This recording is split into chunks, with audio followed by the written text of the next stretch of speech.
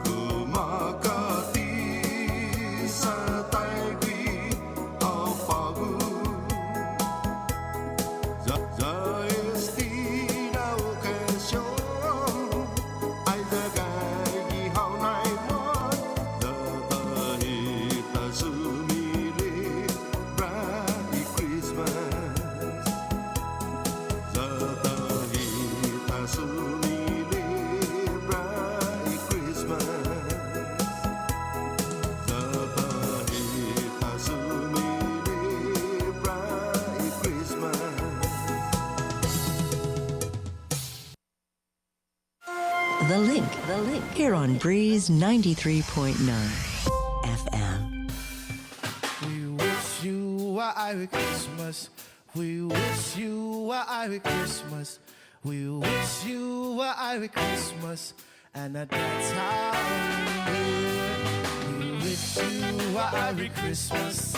We wish you a Irish Christmas. We wish you a Irish Christmas. And a dance how What's up, Guam? We're loving our today. And we're coming to you live from 94. Merry Christmas, Guam, Yeah. and a dancehall New Year. We wish you a Irish Christmas. We wish you a Irish Christmas. We wish you a Irish Christmas. Dancer. We wish you a Irish Christmas. We wish you a Irish Christmas. We wish you a Irish Christmas. And a dancer. Yeah. Wish you a Irish Christmas. We wish you a Irish Christmas. We wish you a Irish Christmas. And a dancer. Yeah.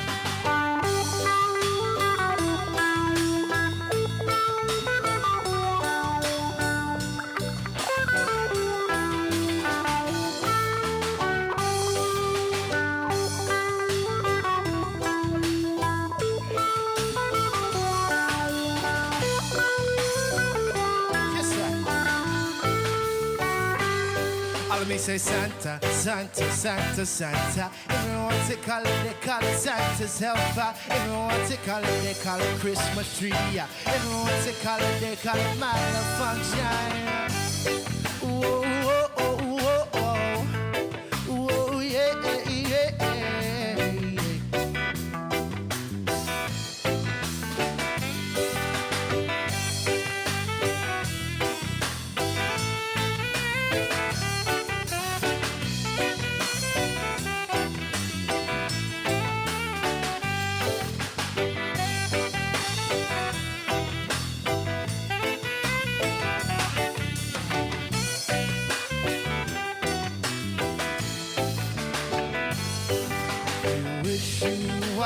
Christmas. We wish you a Irish Christmas. We wish you a Irish Christmas. And a dance all New Year. We wish you a Irish Christmas. We wish you a Irish Christmas. We wish you a Irish Christmas. And a dance all New Year. Go sing Uli.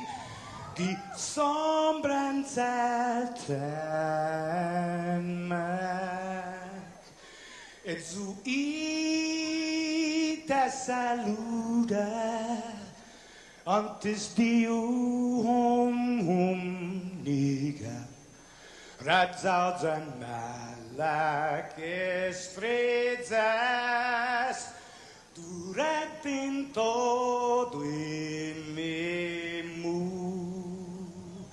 A nogi distanția Como kupugi palu Zangi man malak Guafi Ikonum nasugi airi Preba tu la noci Nai banderata gaigi Pues atan fanni bandera Kau esta pagua pumalapa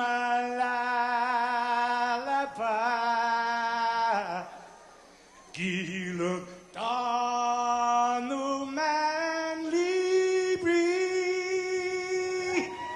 Sentamiti man ko badi Fanogi tamoru puritanota Kantai matu na nyagi toru y lugar para y honra, para y gloria, aviva y isla sin parar. Para y honra, para y gloria, aviva y isla sin parar. Todo y tiempo y paz para kita dan gini langit na bendition.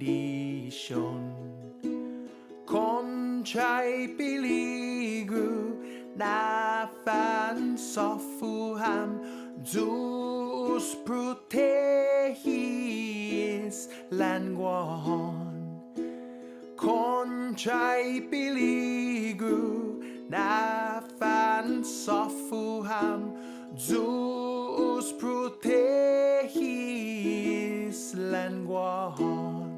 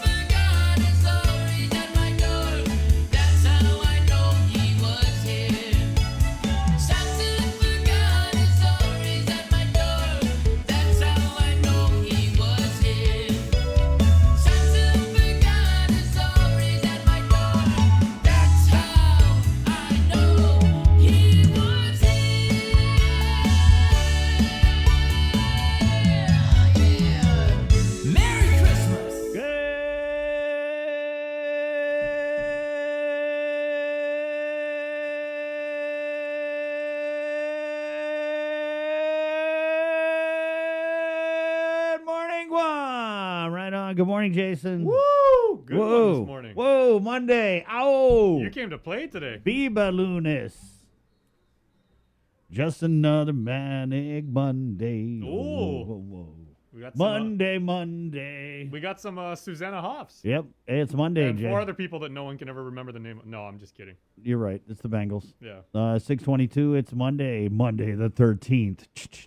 Okay, an interesting comment right off Yeah. the bat from Okay. Andrew Terlahi. Good morning, everybody. Andrew Terlahi says, what happened to social distancing Saturday night, Chris? Hoffa? What's he talking about?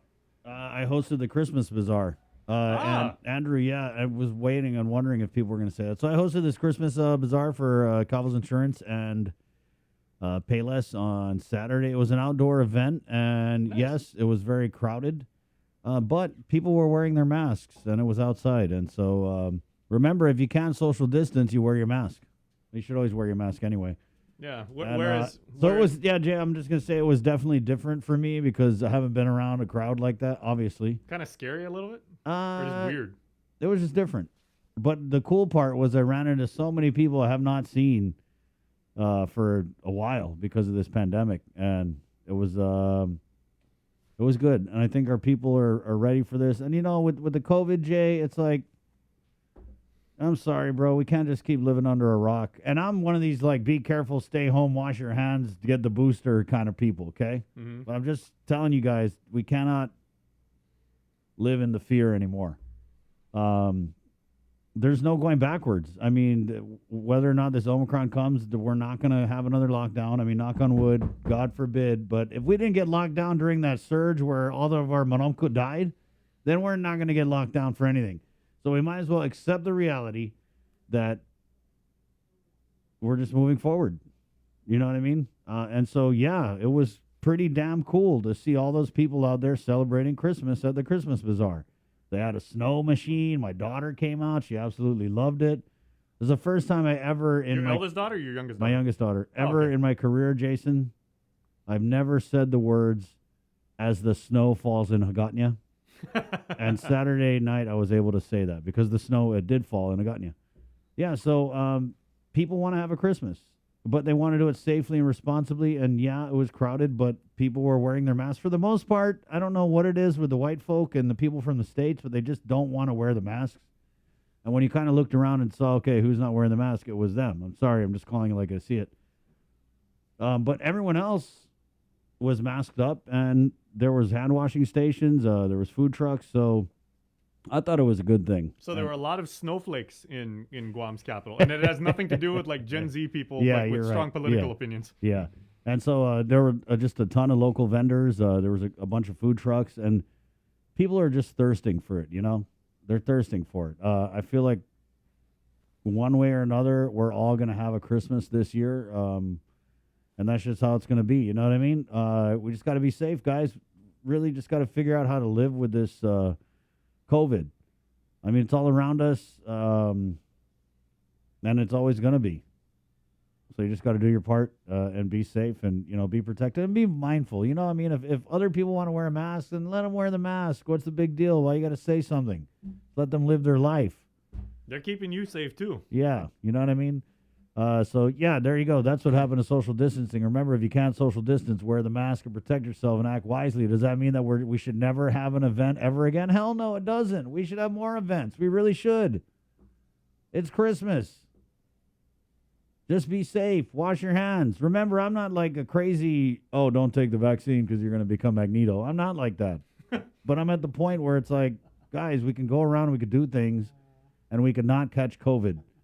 Okay, if we just be mindful. You know what to do already. Guys, we're all adults here, for the most part. Actually, I've known you long enough, and I know the extent of and the strength of your X-Men fandom. If you could take the vaccine and become Magneto, I would you? take it. Yes, totally.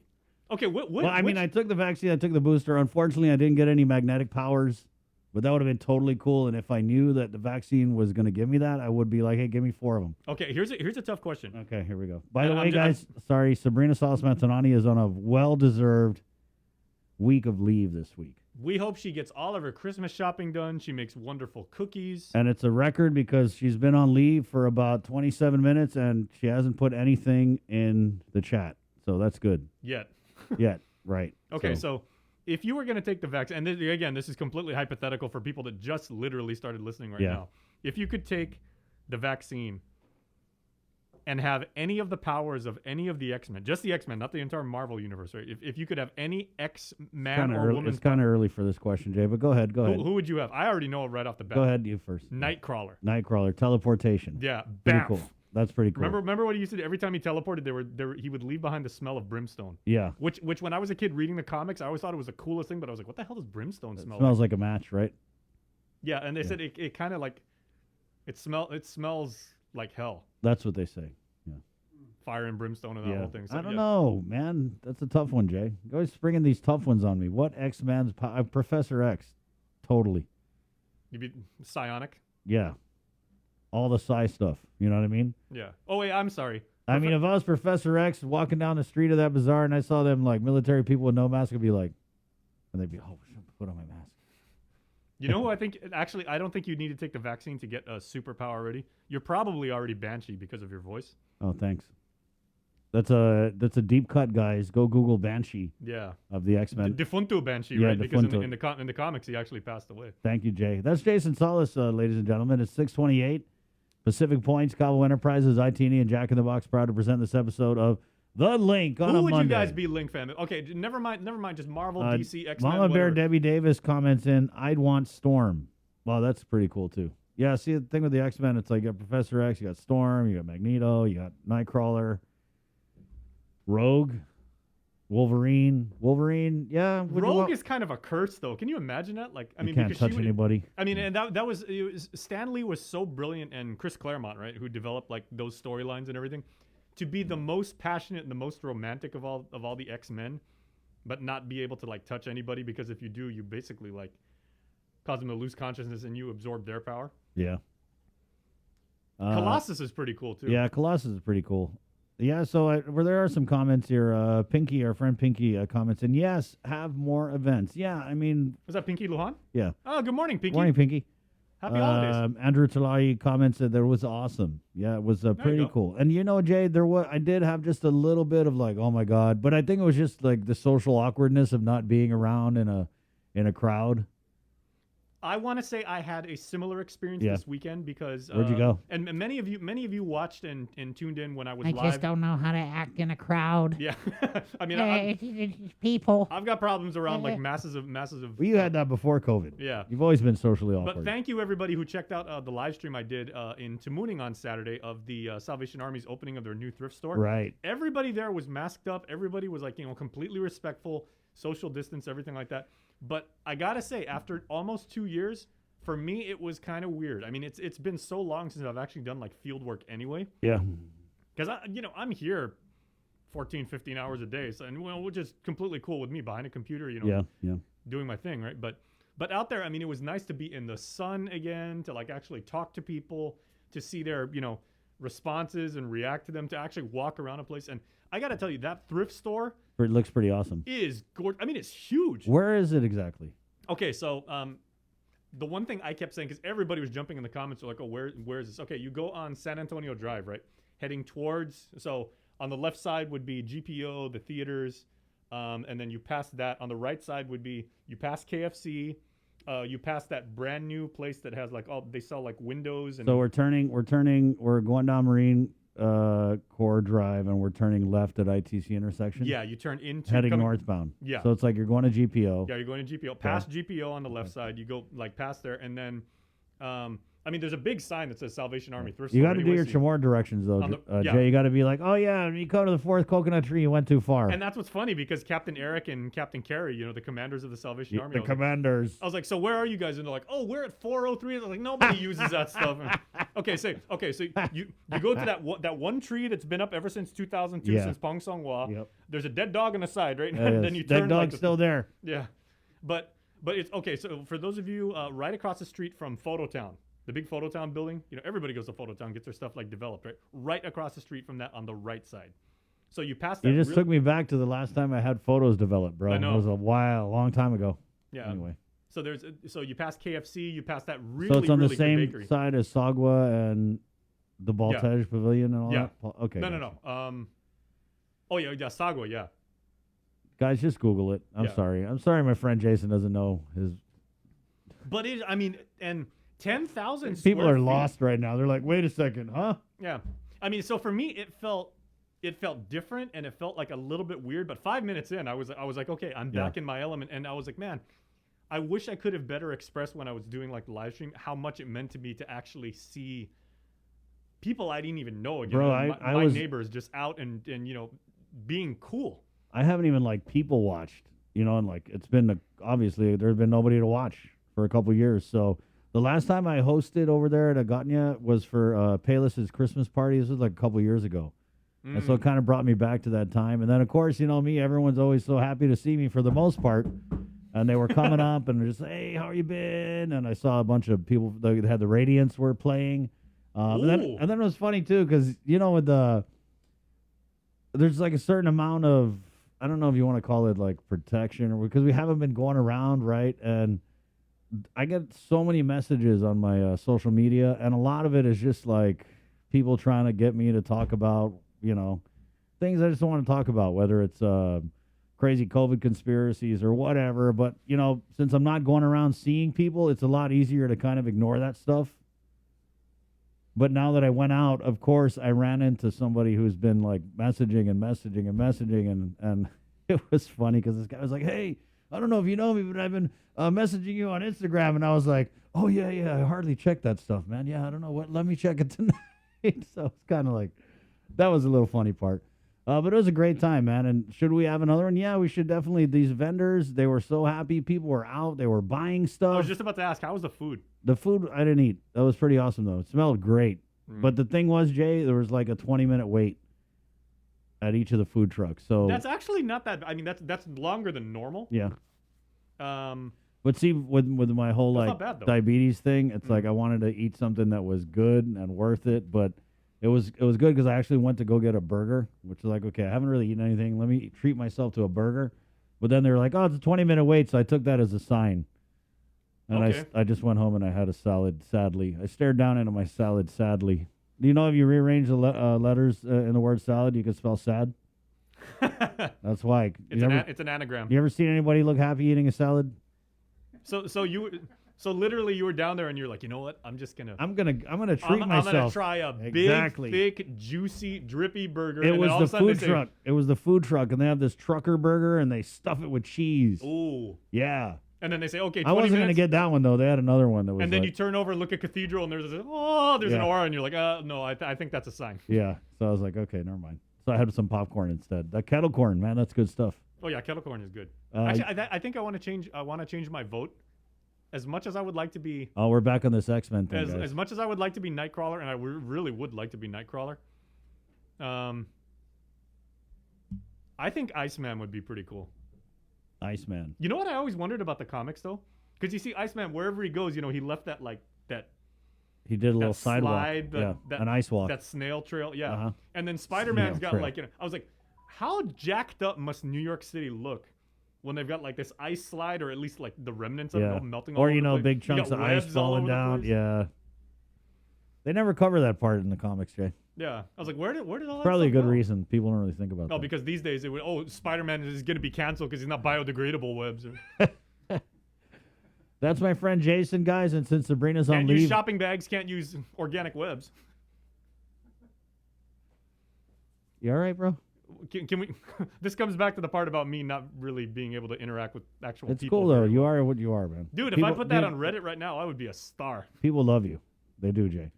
Yeah. So Sabrina's on leave for a week, so get ready. What we're gonna do is we're kind of like fiddled with the controls here, and we're giving you about 40% more Jason Solis. Oh god. So that should make And the numbers just dropped. and they should get pretty good. It's How was your weekend, Joe? Okay, I just want to notice something. Have you noticed anything different, Chris, about our good colleague here, Mr. Joe, sir? man. I hate it when you do this. I feel like now I got to notice something. Sir, I wanted to. No, don't do that. Yeah. Okay, Joe, sir's hair He got a is haircut? as black now as his mask. Why are you calling him out on that? No, because it looks nice. Sir, who colored your hair, sir?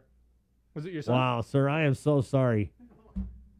I got a funny story about Why this. you stuff. being? Why you being? Dude, it looks really, really good. And I asked him this morning when he came in. I was like, "Hey, Joe, did you color your hair?" He's like, "Yeah." I was like, "Man, it looks good." My boy had a soccer game on Saturday. Channing.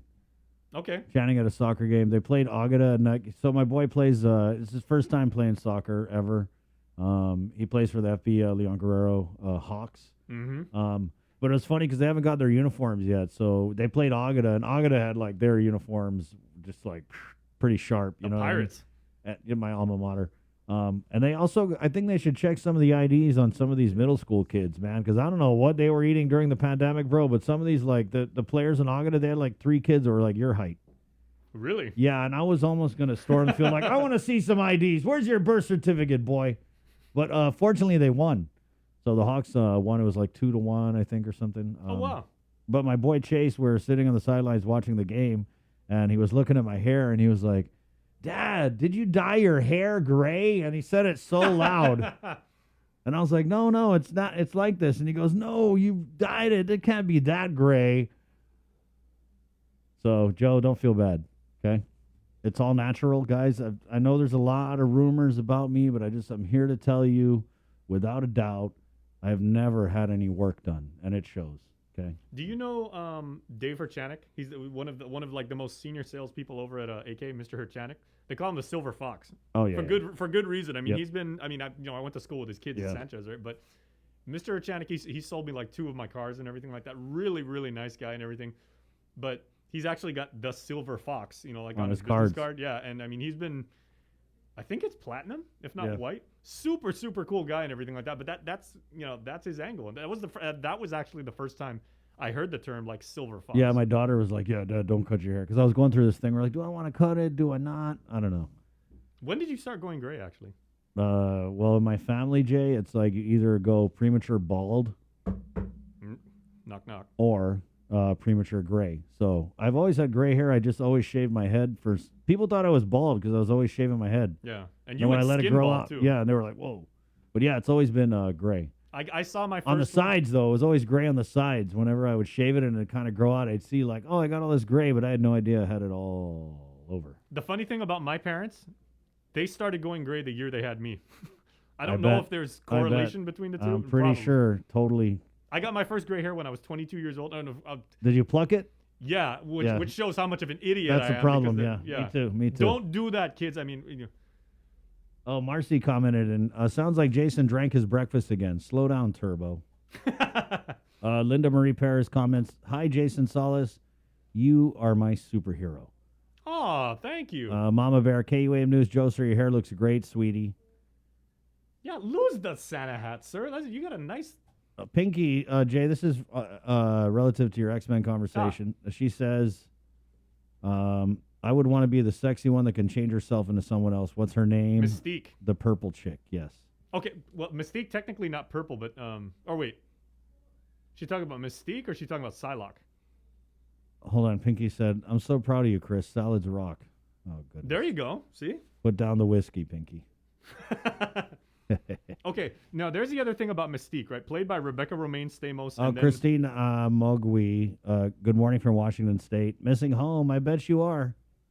Okay, so Mystique, right? Yeah. Played by Rebecca Romaine Stamos in the first couple movies, and then Jennifer Lawrence. Yeah. Both of them did a fantastic, but it's J-Law, so she's amazing, right? Right. They never touched. I mean, they kind of hinted. Remember the one, and you and I have talked about this numerous times over the years. They never actually talked that in the comic books, Mystique is actually Nightcrawler's mother. Right. Yeah. The 1990s animated series, the one that was on Fox. Remember that? X-Men. Yeah. They actually had. I mean, that was the closest to the comic books. I mean, you can find that right now on YouTube. Can we give Sabrina a call? I think we need to bring her.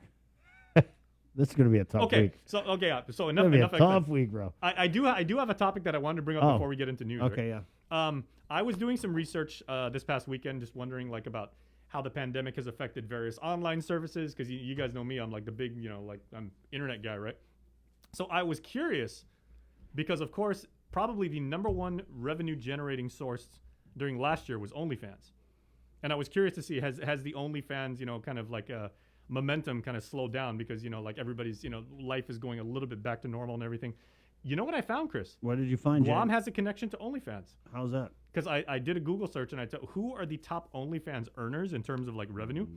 Rank number 7 is Guam's own Pia Mia. Oh, wow. She makes $2.2 million a month on OnlyFans. I don't like this OnlyFans stuff. I think it sends a bad message to the young ladies out there.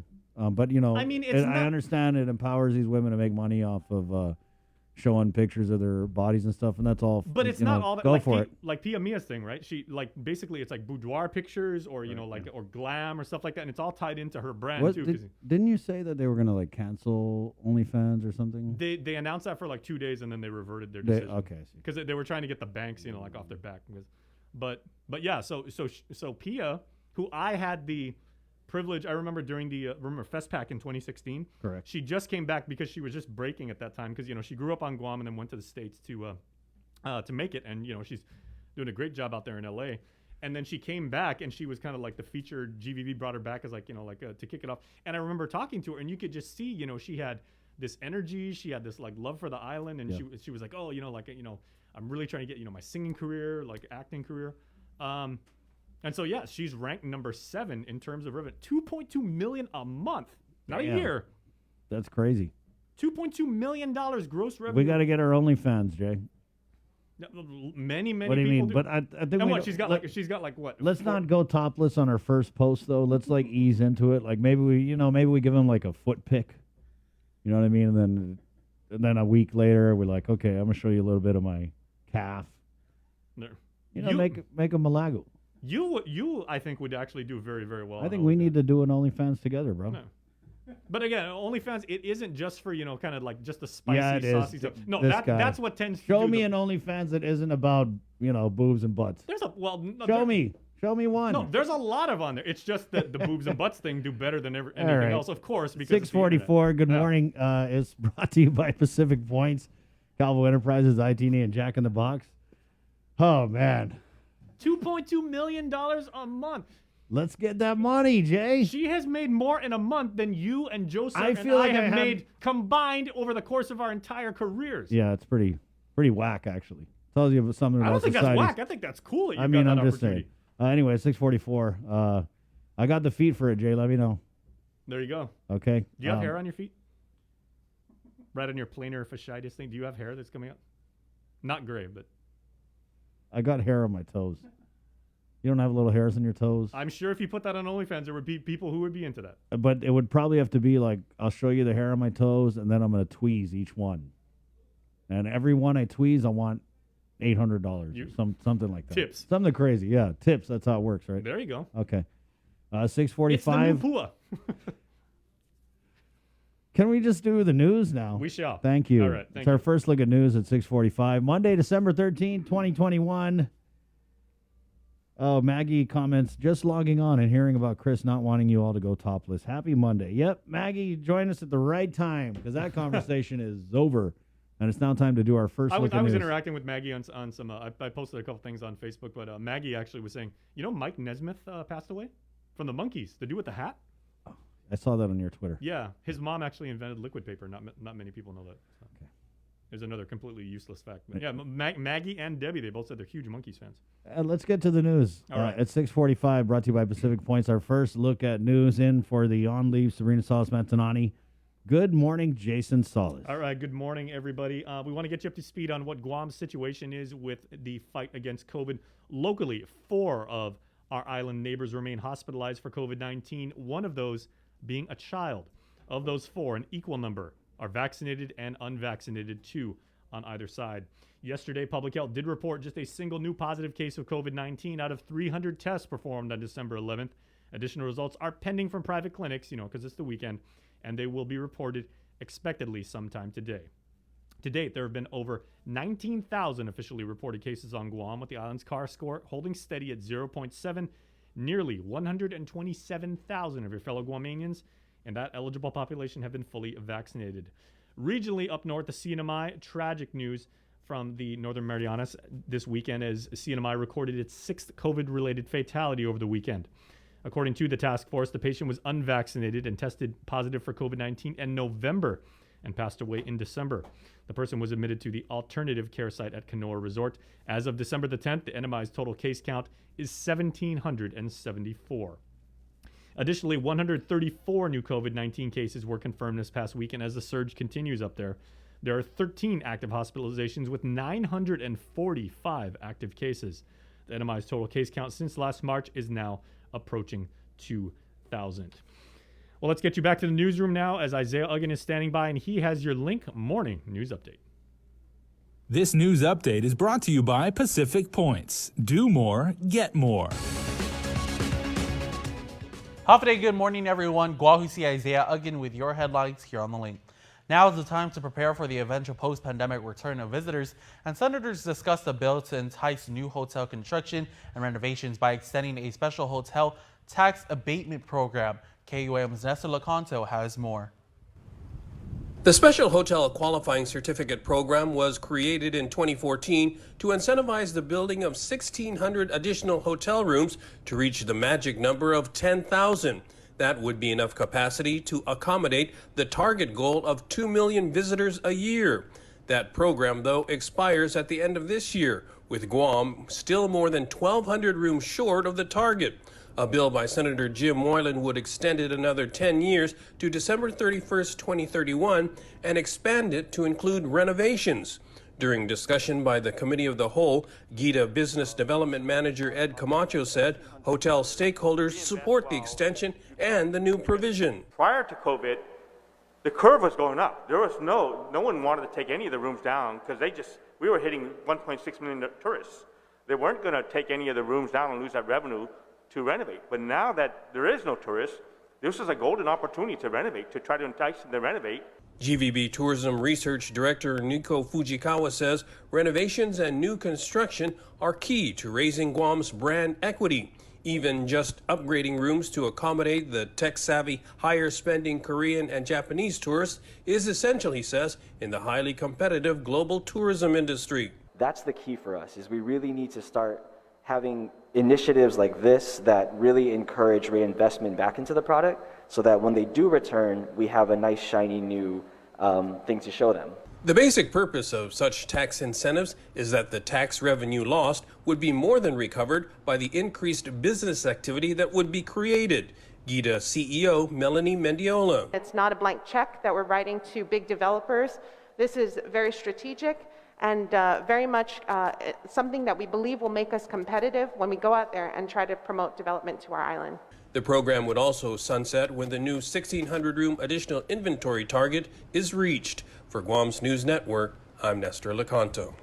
The Guam International Airport is set to receive millions from the recently signed infrastructure law to improve its facilities and tarmacs. With funding on the way, upgrades will soon begin. KUM's Daniel Perez has more.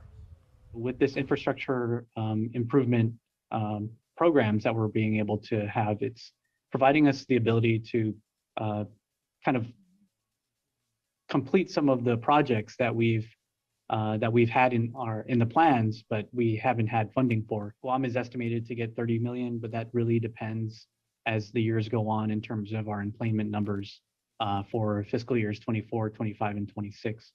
So it's a 5-year investment, obviously, with that plan. Guam International Airport Authority Deputy Executive Manager Ricky Hernandez speaks on the infrastructure bill that was recently passed to help improve the island's only airport. Hernandez shared one project that GIAA will pursue with the coming monetary aid. There's also one that we're actually really interested in, and that's the $5 billion of the $25 billion set aside for the airport terminal program. And we have a lot of terminal projects that we want to get off the ground. But obviously these funding will be helpful. Terminals aren't the only planned improvements. Rehabilitating our aprons, which is just the concrete areas around the airport for the aircraft. In addition to that, we're looking at trying to expand our cargo operations, and so cargo aprons are going to be necessary for that. So building the infrastructure around future potential industries, including the expansion of cargo, is something that we're also looking at.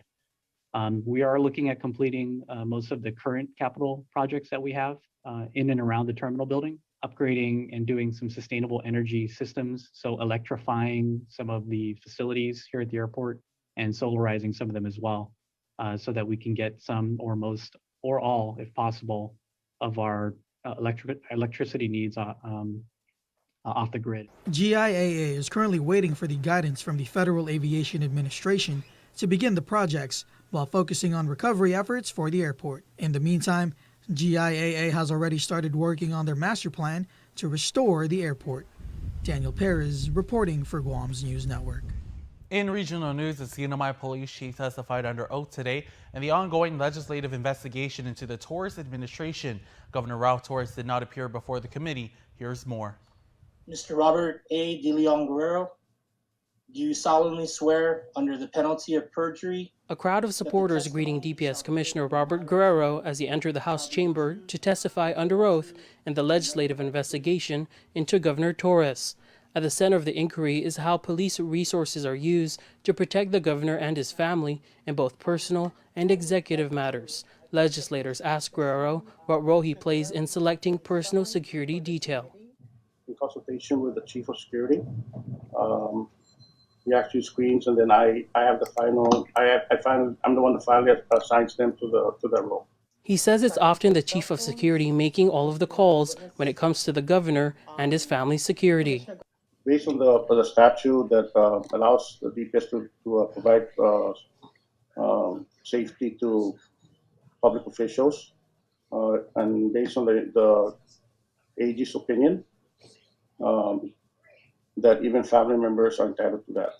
He continued to pass the buck to the governor's chief of security, who he oversees. When providing PSD, Congressman, I don't know if it's a personal trip or official trip. The governor's the governor 24 hours a day, as officers are officers 24 hours a day. So when he comes and asks, or the security chief comes and asks me that they're going to go file them for PSD, I don't ask if it's a personal trip or a government trip. Legislators called into question several boat trips, including one to the Northern Islands with a YouTuber and the budget sources for it. The committee found that at least 85 boat trips were taken involving the governor. Tomas Manglotnia for KUAM News on Saipan. It is unclear how the legislative committee will move forward with the governor's no-show as commanded by their subpoena.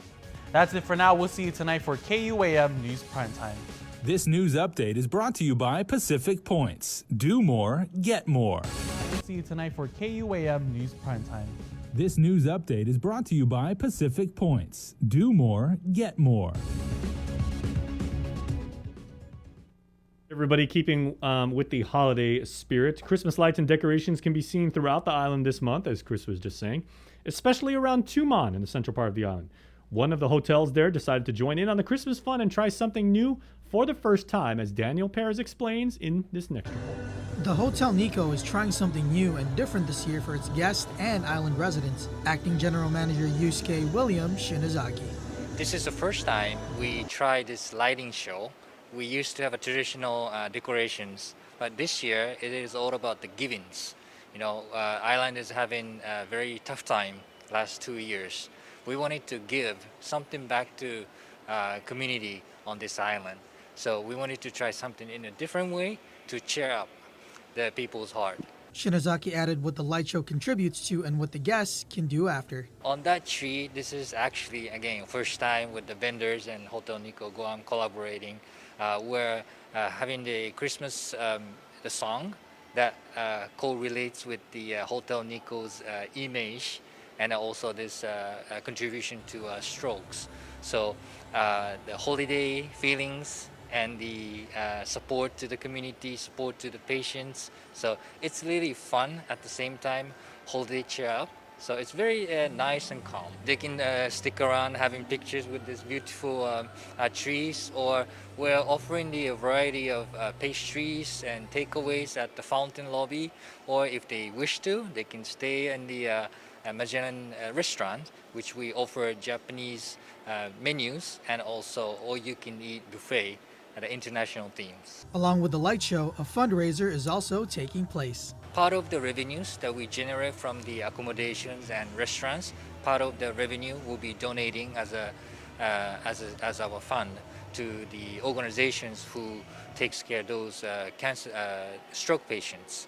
And also, if you wish to be a part of it, you can purchase the ribbon, and then you can hang on the trees, and then that purchased price will be fully be part of the donations. Daniel Perez reporting for Guam's News Network.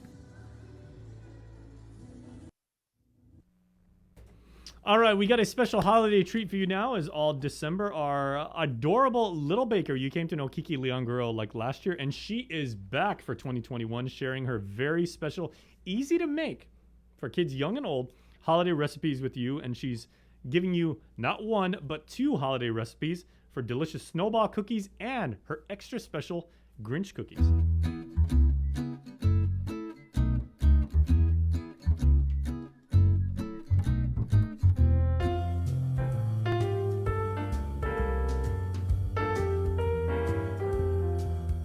Hi, my name is Kiki. Today I'm gonna be making snowballs and Grinch cookies. Basically, when I make the snowballs, I'm just gonna add green food coloring to make it the Grinch cookies. The ingredients we are gonna need is flour, vanilla extract, some salt, powdered sugar, green food coloring, walnuts, and some soft butter. The first step we are gonna do is take our soft butter, that's mixed a bit, and then we're gonna take our powdered sugar, make sure you pour it in carefully. Then you're just gonna mix it together.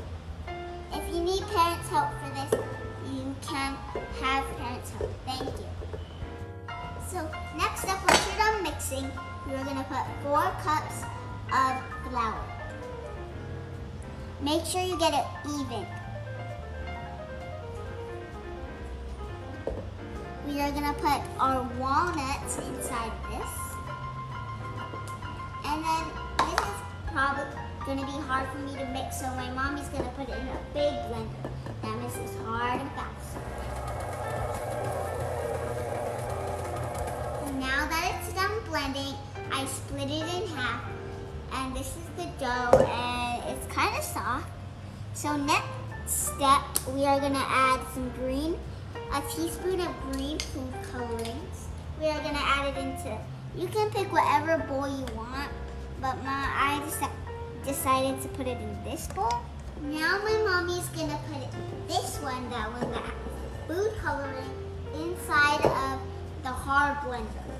Now that the green one's done in the mixer, we are gonna make it like a spoonful of each on the pan, an ungreased pan. You're gonna get like this much dough, and you're gonna just, if you want more, you can. You're just gonna like form it into a ball like it's Play-Doh. Then you're gonna, by the way, you should space it out a bit, because if it goes together, it's gonna just like go together and it's gonna stick together. So you're gonna roll balls, and then you have to space them out like that.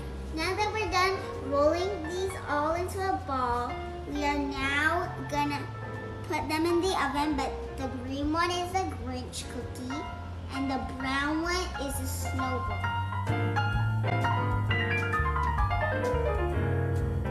Now that it's out of the oven and we let it sit to cool, I can like touch them now. So we are gonna grab both of these, and I'm gonna just put them in powder, and then to make them white for both, and then it should look, yeah, I'm gonna grab the spoon and just put it over and then show you guys. It should look like that, and then I'm just gonna put it at the top of the tree. And that's how you make snowball cookies and Grinch cookies. Happy holidays. Bye.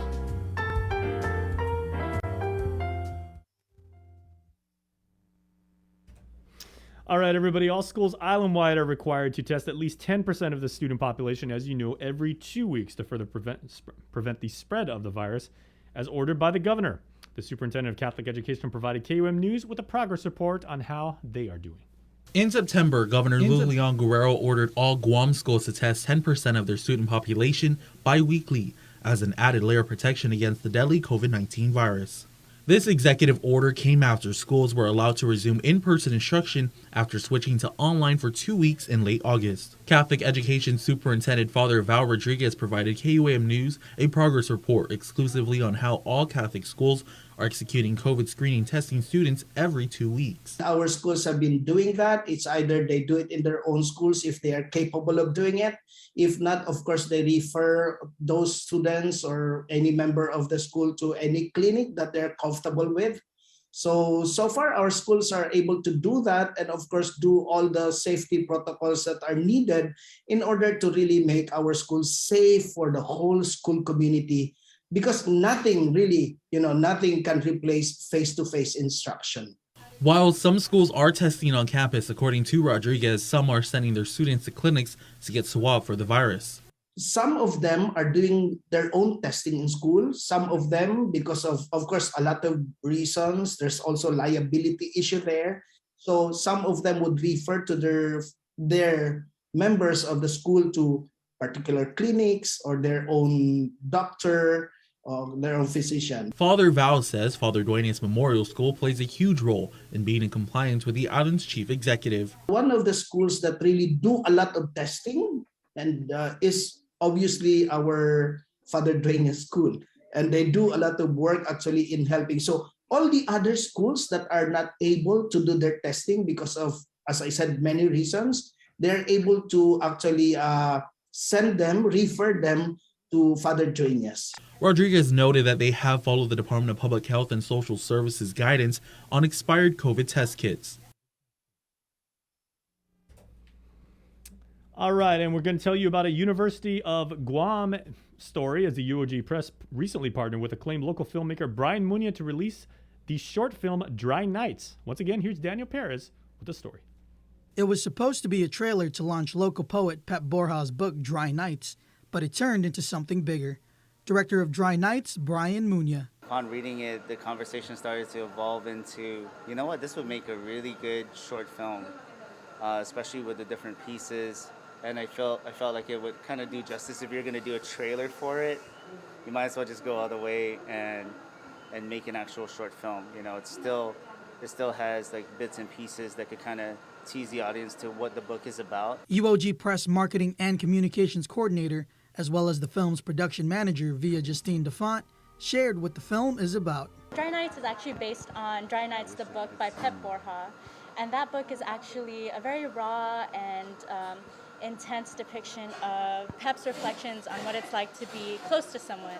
And so there's a lot of themes of intimacy and addiction and love, longing, regret, and also themes of suicide. So he tackles a lot of taboo subjects. Along with the film's premiere, something else will debut with it. One of the projects that is going to accompany the film that we're very passionate about also is the Suicide Prevention Through Expression project. And so one of the main poems, titled Billy, the longest poem too, and I would argue the most impactful visually and verbally, is Billy, because it tackles this young girl, or it talks about this young girl who died by suicide when Pep and her were still in high school. We're donating $2 from every ticket sale and book sale to a Suicide Prevention Through Expression project that will be going on throughout the coming months, and that will have more information on our social pages.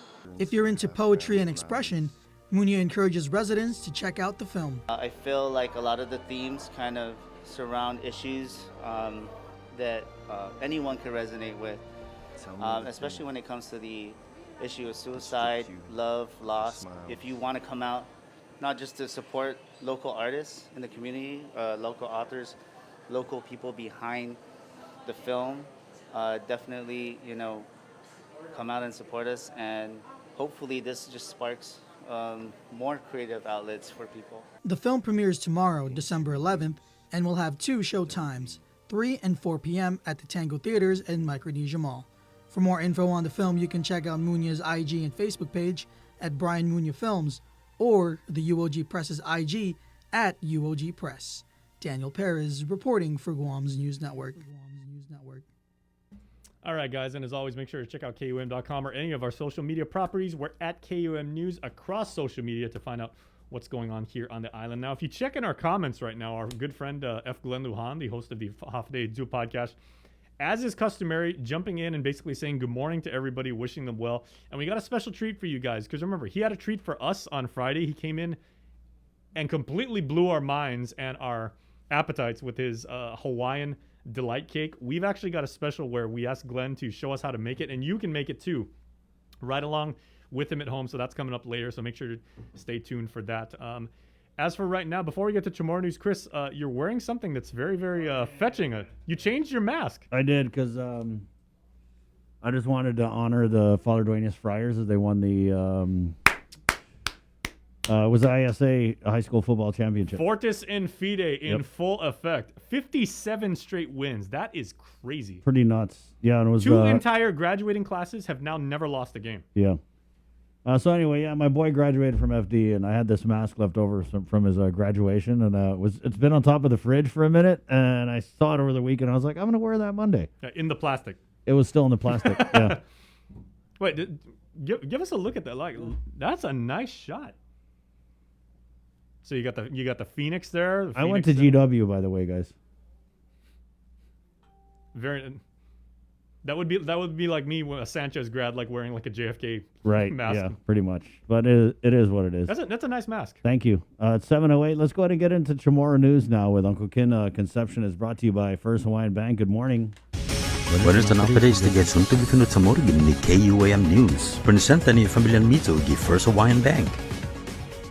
Identifica di mata gi sensorioso na crash kareta gizazigo gi Talawanan Webes na si Pedro T. Tafar Jr. na anya. Singatan maybe honest na edad. No report KUAM at Society Crash gi na gain animal shelter anay crash karetanya Nissan Pathfinder. Sisigam imbestiga ni Highway Patrol ni GPD i-crash. Masasunto ma-report ni CNMI iminasize na finaytang COVID-19. Segundo report gin ni COVID-19 Task Force ti mabakunay tauto sa residente ni CNMI. Positibo i-test na gin November na mes sa ma-identifika gi Commonwealth Healthcare Corporation pas ma-isolate. Ma-admiti gi alternative care side gi Canoa Resort. Yuto mo na asunto para pag na Lunes gin ni KUAM News gifino sa Moro.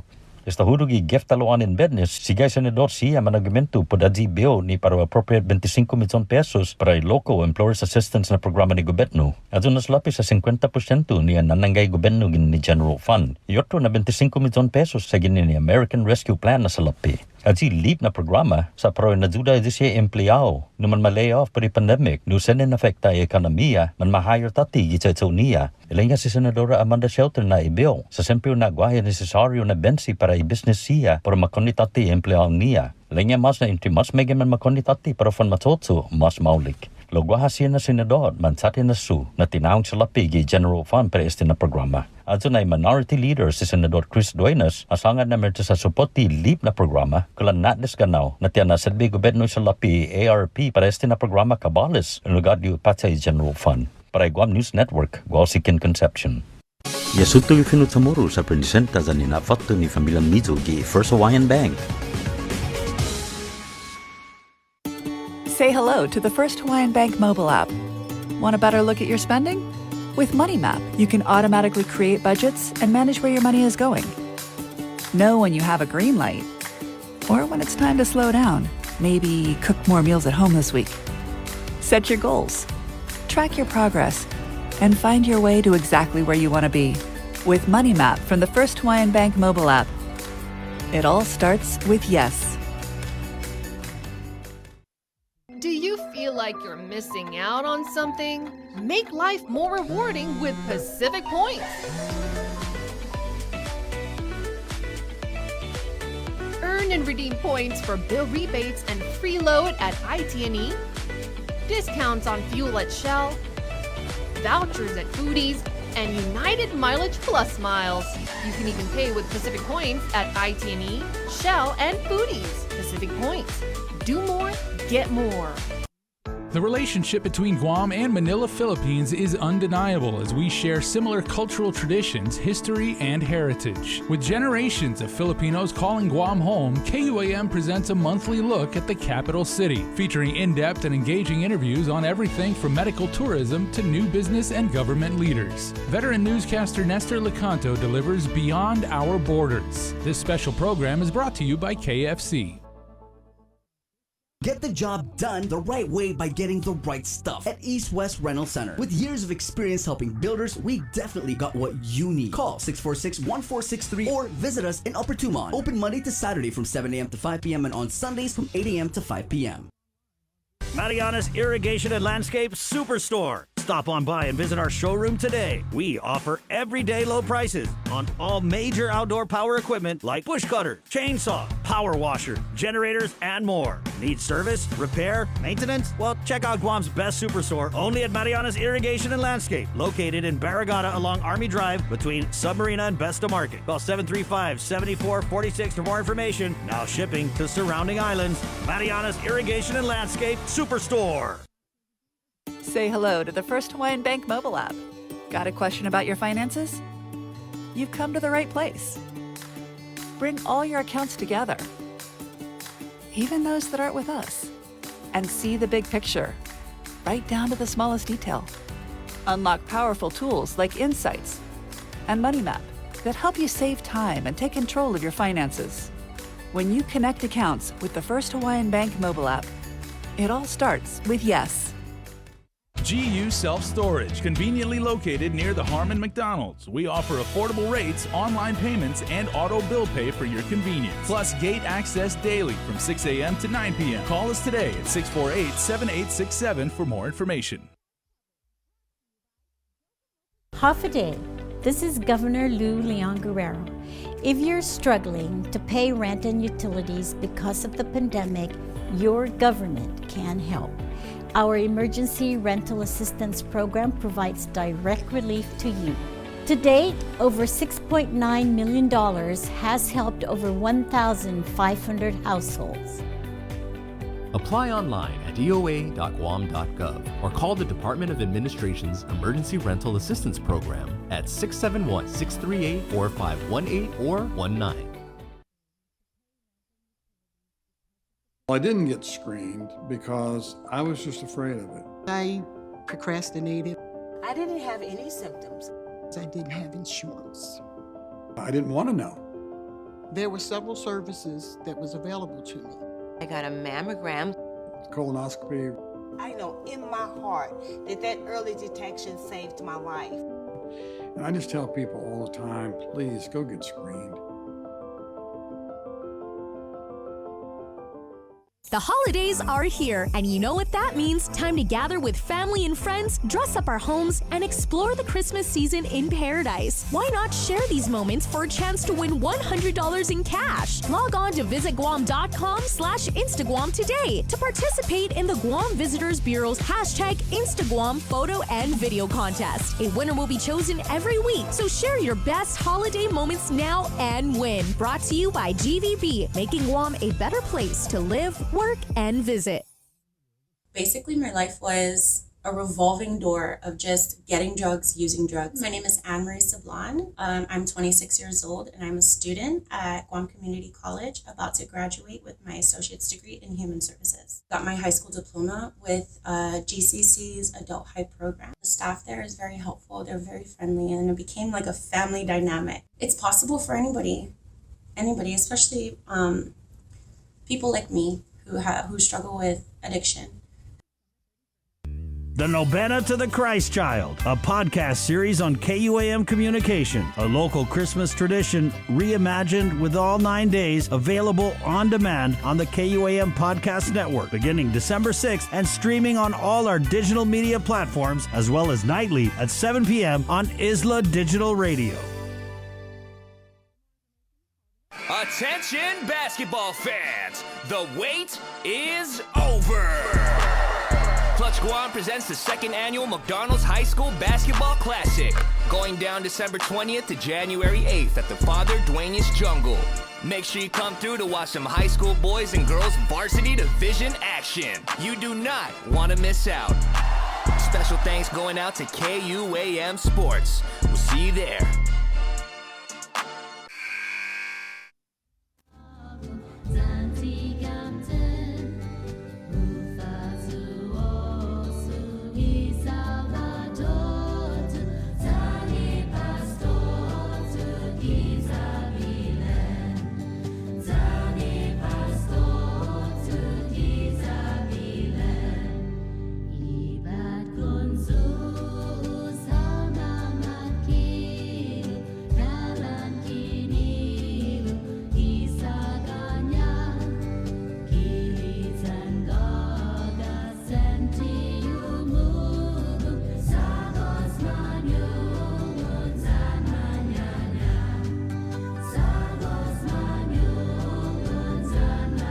Hey, good morning. It's Monday, 7/17. The Boss Maglotnia with CNMI News. Pretty bad over there, the COVID. And also there's something going on with their governor. Something going on with their governor I heard about. Also, we're getting Dr. Annette David, the epidemiology working group, to come on and kind of unpack. They had a town hall, GDOE, and public health on, I believe it was Friday. So we'll get her on and talk about that. Maria Pangilinan, Guam Election Commission also. Brandon Idlet with Work Week Weather. That's brought to you by Docomo Pacific. What is up with the weather? What is? Yeah, it was a weird day yesterday. Really, really nice weather, and then like 5 straight minutes of like intense, like when it comes down in sheets. It was like a rain hot kind of day. Yeah. Yeah. Kind of like hot and cold, hot and cold, hot and cold. Yeah. Yeah. Kind of like my relationships. Yeah. And also it was kind of like sunny at the end of the day, right? Unlike my relationships.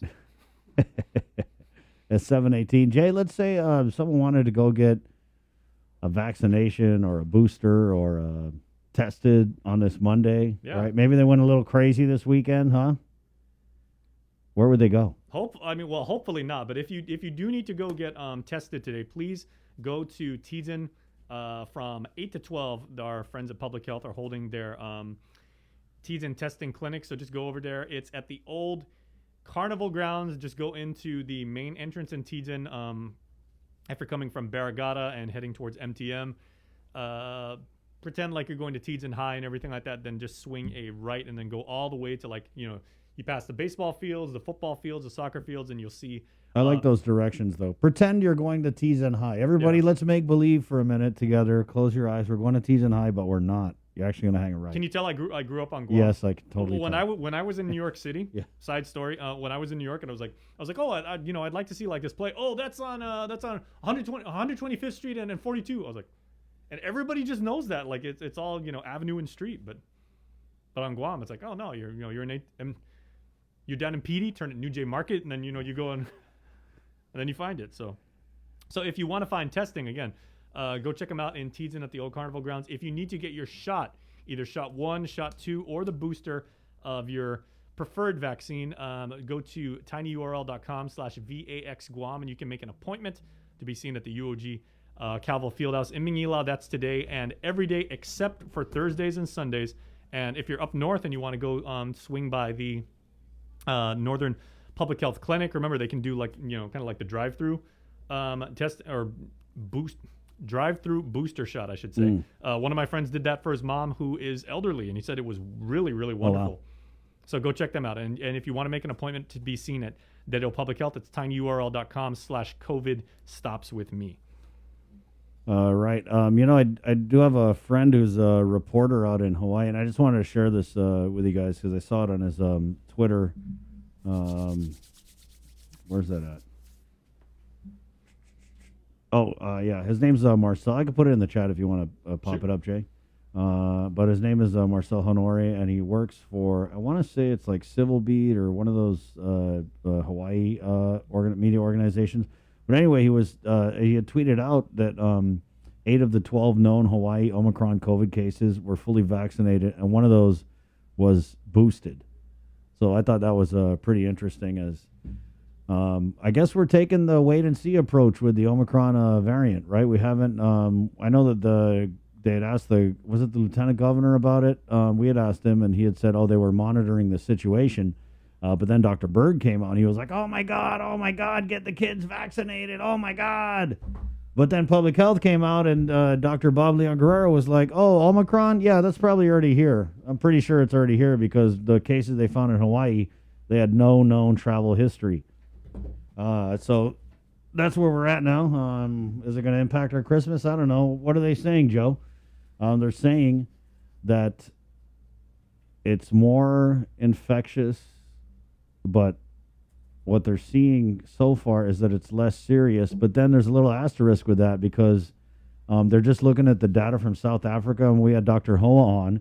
He said South Africa, like the average age is 27 years old.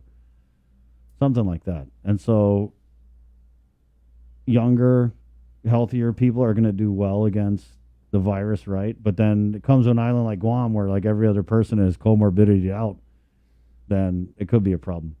But does that mean you should pull the covers over your head and never go out again? Nah, probably not. But remember, one thing that's really important to emphasize is what Peter Lombard said, Dr. Peter Lombard, our friend, a couple weeks ago. And he was like, you will see the number of people that test positive that are vaccinated when these variants come out go up because more and more people on Guam are getting vaccinated.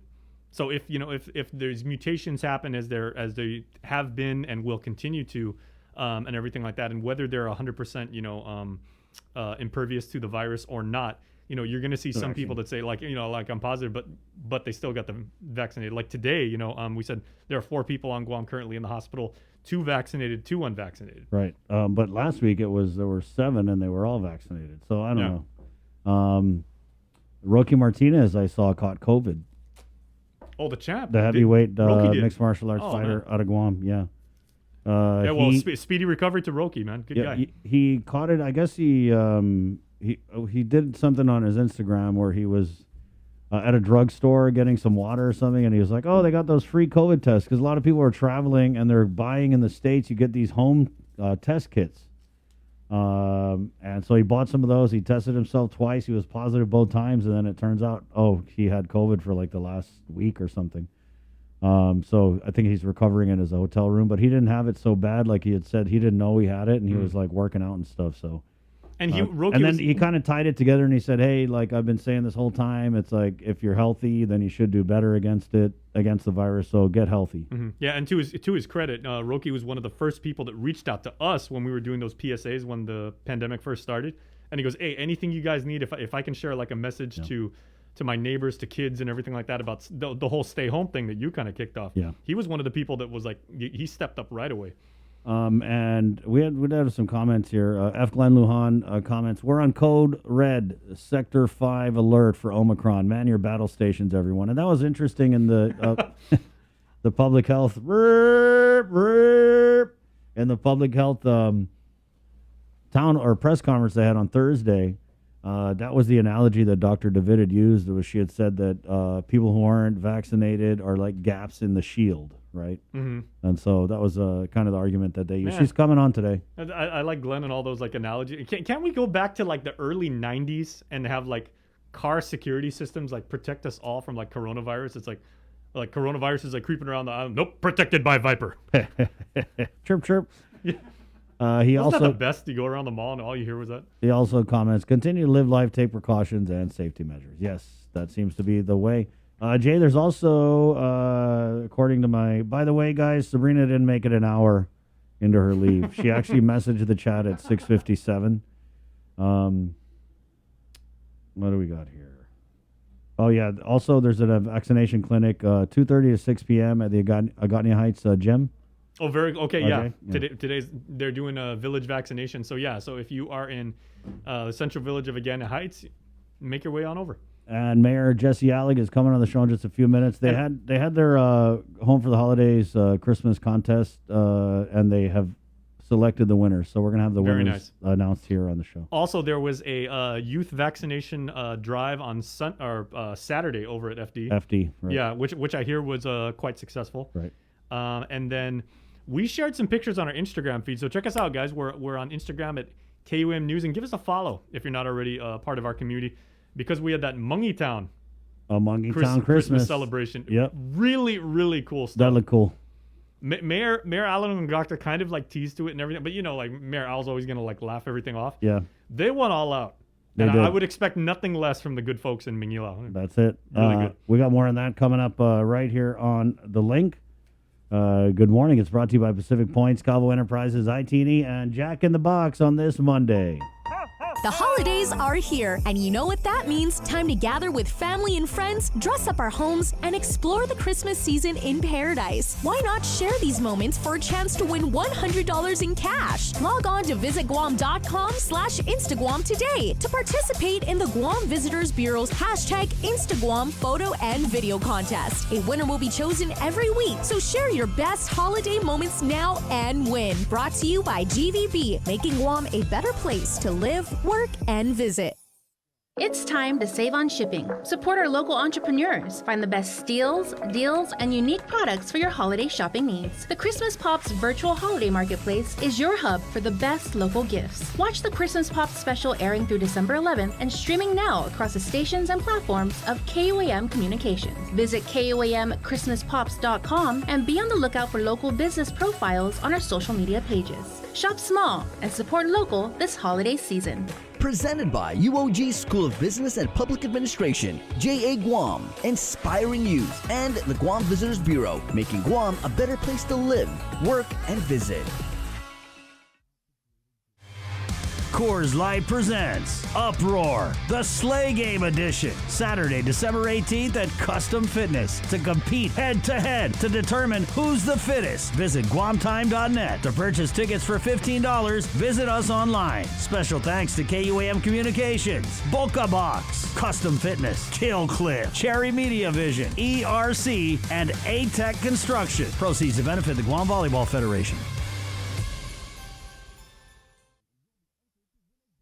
Let's get merry during the most wonderful time of the year by making spirits bright. KUAM Communications and Coast 360 want to highlight your decorations and lights by flooding the social media pages of KUAM with your videos and photos. Finish your holiday setup, snap a few shots or video of your delightful display, and send it to us through social media or email them to promotions@KUAM.com. Check out our posts every Friday or tune in to KUAM News Weekend Edition for a special montage of the submissions certain to be making spirits bright with every broadcast. Warmest holiday wishes from KUAM Communications and Coast 360 Federal Credit Union. Together, we thrive. The KUAM Podcast Network is back and on demand, featuring a great variety of podcasts from our island and region, including culture, lifestyle, awareness, crime, politics, commentary, comedy, and entertainment. Available on most streaming platforms. The KUAM Podcast Network. Subscribe and listen now.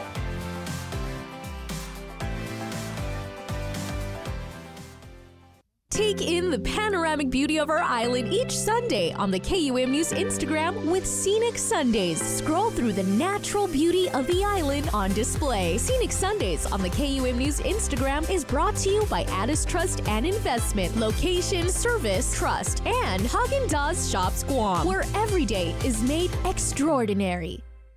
Catch Sports Link on the KUAM News Morning Show, The Link, every Friday for the latest sports news, game schedules, athlete profiles, and more. Sports Link airs every Friday across the multi-platforms of KUAM. Tune in to the broadcast on Breeze 93.9 FM, on KUAM TV 11, live stream through the KUAM News Facebook page, or view highlights on YouTube, KUAM News Facebook, and Instagram page. Sports Link is brought to you by Marianas Irrigation and Landscape.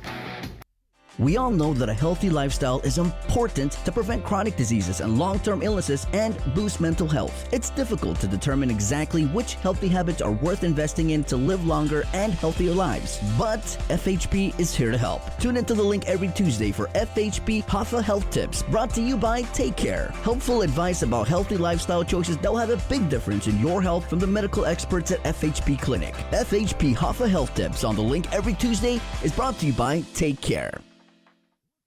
Uno Mixed. We're mixing it up on the last Thursday of every month with a look at lifestyle, entertainment, food, and so much more on the stations, networks, and digital platforms of KUAM Communications. Uno Mixed is presented to you by Docomo Pacific, Better Together, and Pepsi. That's what I like. My favorite Christmas memory is when my family used to get together way back. I believe I was 5 years old, and family would do Christmas exchanges and would do parties, and I think that always stood out, and that's something I always remember about Christmas.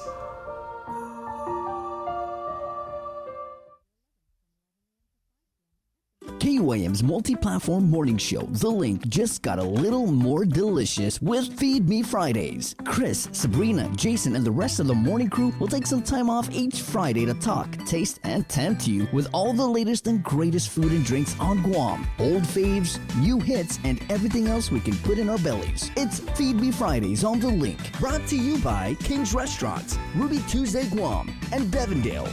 real milk from free grazing cows. Pacific Matters is a half-hour news, culture, and lifestyle show focused on issues that impact Guam, the Northern Mariana Islands, and the larger Pacific region. Join Tomas Magonia every Monday to discuss politics, trends, and take a deep dive into the issues changing our island home, because what happens in the Pacific matters.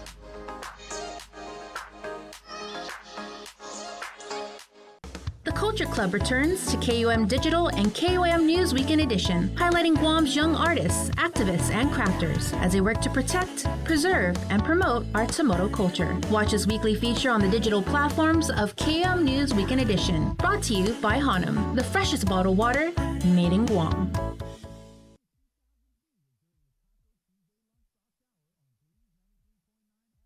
This season, KUAM Communications is ready to go with more games, more championships, and more sports specials guaranteed to bring out the fan in you. Don't miss a minute of gameplay from NBC on KUAM TV8 or from CBS on KUAM TV11. We're bringing you all the action and excitement brought to you locally by Marianas Irrigation and Landscape and Docomo Pacific.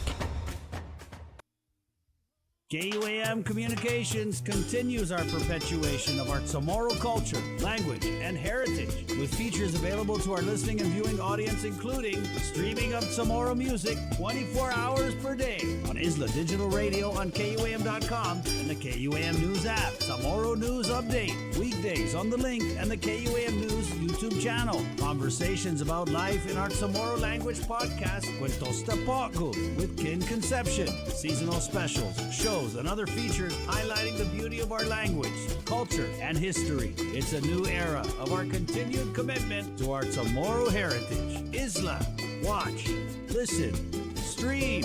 Viva Isla!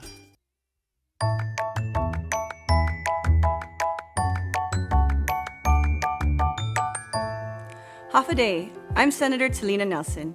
Giving Tuesday is an opportunity for us to partake in a global movement that encourages us to serve others. It feels generosity and collaboration to support our local nonprofits who give themselves to our community every single day. Our giving story honors the Salvation Army, who has been serving our island community for over 20 years. The Salvation Army is a team of dedicated people who are committed to meeting human needs. My team and I support the Salvation Army in their back-to-school campaigns and Toys for Tots. We also recognize the Lighthouse Recovery Center and commend them for the hard work they do to help people in their recovery. The Salvation Army inspires us to be generous and give back to our community by doing selfless acts of service every year.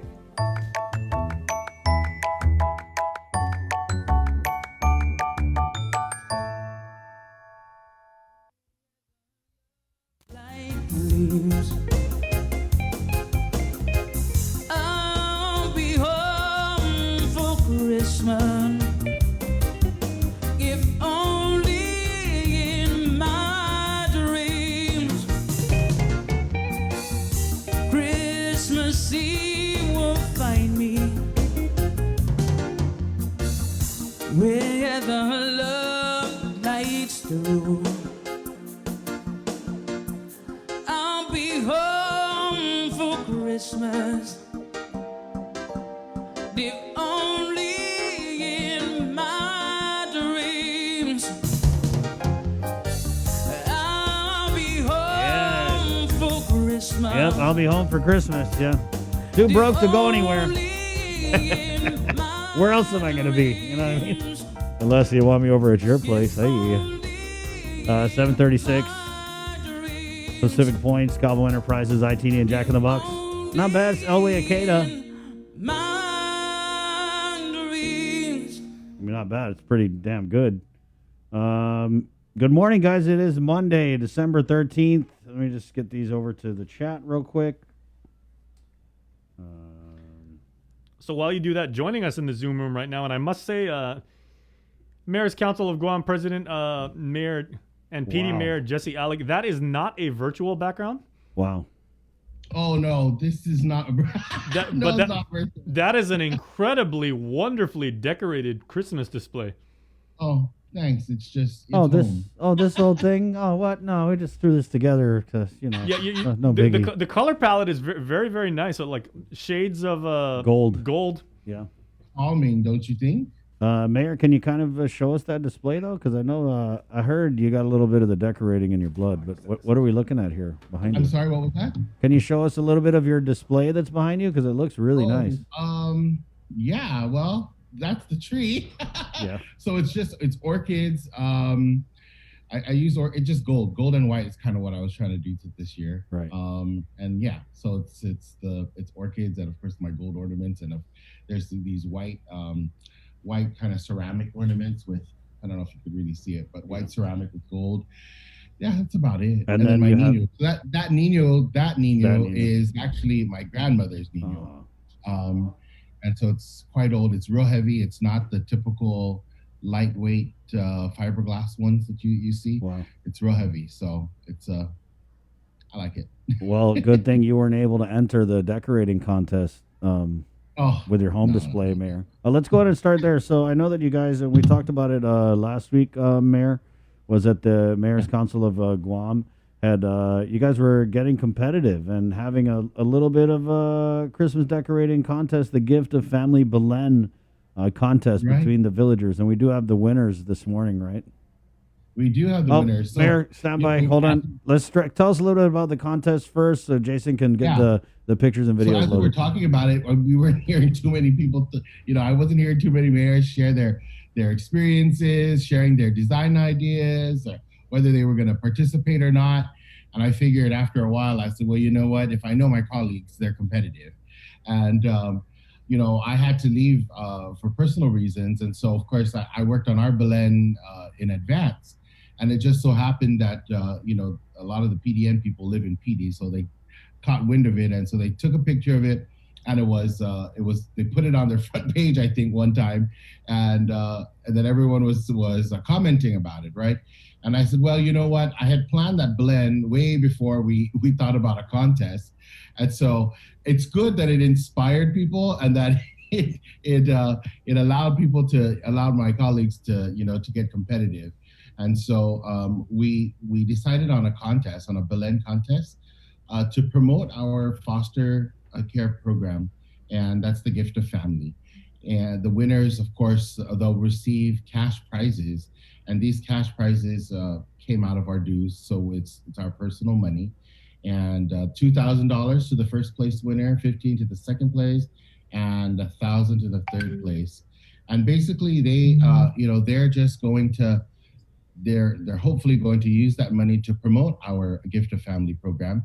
And there was a report on how many applicants or how many new applicants for foster families we received or public health received. Right. And we're hoping to at least get them 19 new families. And so I think we're on our way there. They have 11 so far since we started the campaign.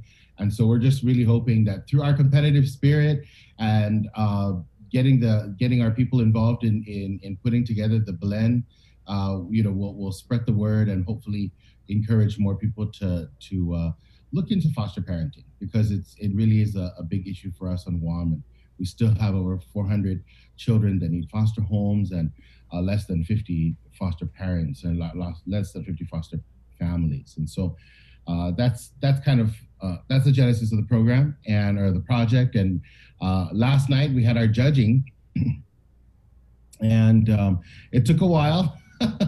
We had the judges went around. I don't know the judges by name. Our executive director, Angel Sablan, was charged with making sure that this was taken care of, just to be impartial. But I did receive the results from Angel. Gosh, it was late. It was after 10 for sure last night, and we got our 3 winners. So I think all the 19, all but one, I believe, participated in the blend contest. What I'd like to do is we'll send out a release letting everyone know where these displays are at, so that we can encourage residents to drive by the villages, take a look at the displays. I think everyone put out something really beautiful. I think everyone's a winner because most everyone participated with the exception of one. And I say that because, you can never make a Belen wrong. Yeah. What do you think? Yeah. Right. And so I think it's great. You know, it's great that most of us, the majority, participated, and like I said, I think we're all winners in our own right. And so, I agree, Mayor. You could never make a Belen wrong, but I got to say that me and my cousins were wrong when we put our G.I. Joes and He-Man figures with the Belen, the nativity scene. Probably wasn't the best thing to do. Grandma didn't like it so much, but you know. Yeah. Well, you know, I think every family has a story. Every family has a story about that. Yeah. Well, in our family, it was He-Man and G.I. Joes. You know, I was like, yeah, the ship is in, Grandma. The ship is in. They're Seabees. They're on their way to Covington. They're going to build a manger. And so, okay. I recall one of my cousins putting their, back in the day when they had those, they had the little army, I don't know, military. Yeah, the army men. Yeah, the army people. Yeah. Yeah.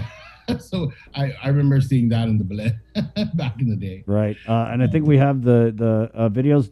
Okay, we're going to stretch a little bit. Mayor, just real quick on the foster family program. I wanted to just commend you and the Mayor's Council, because this is great that you guys, and we don't see this really, hardly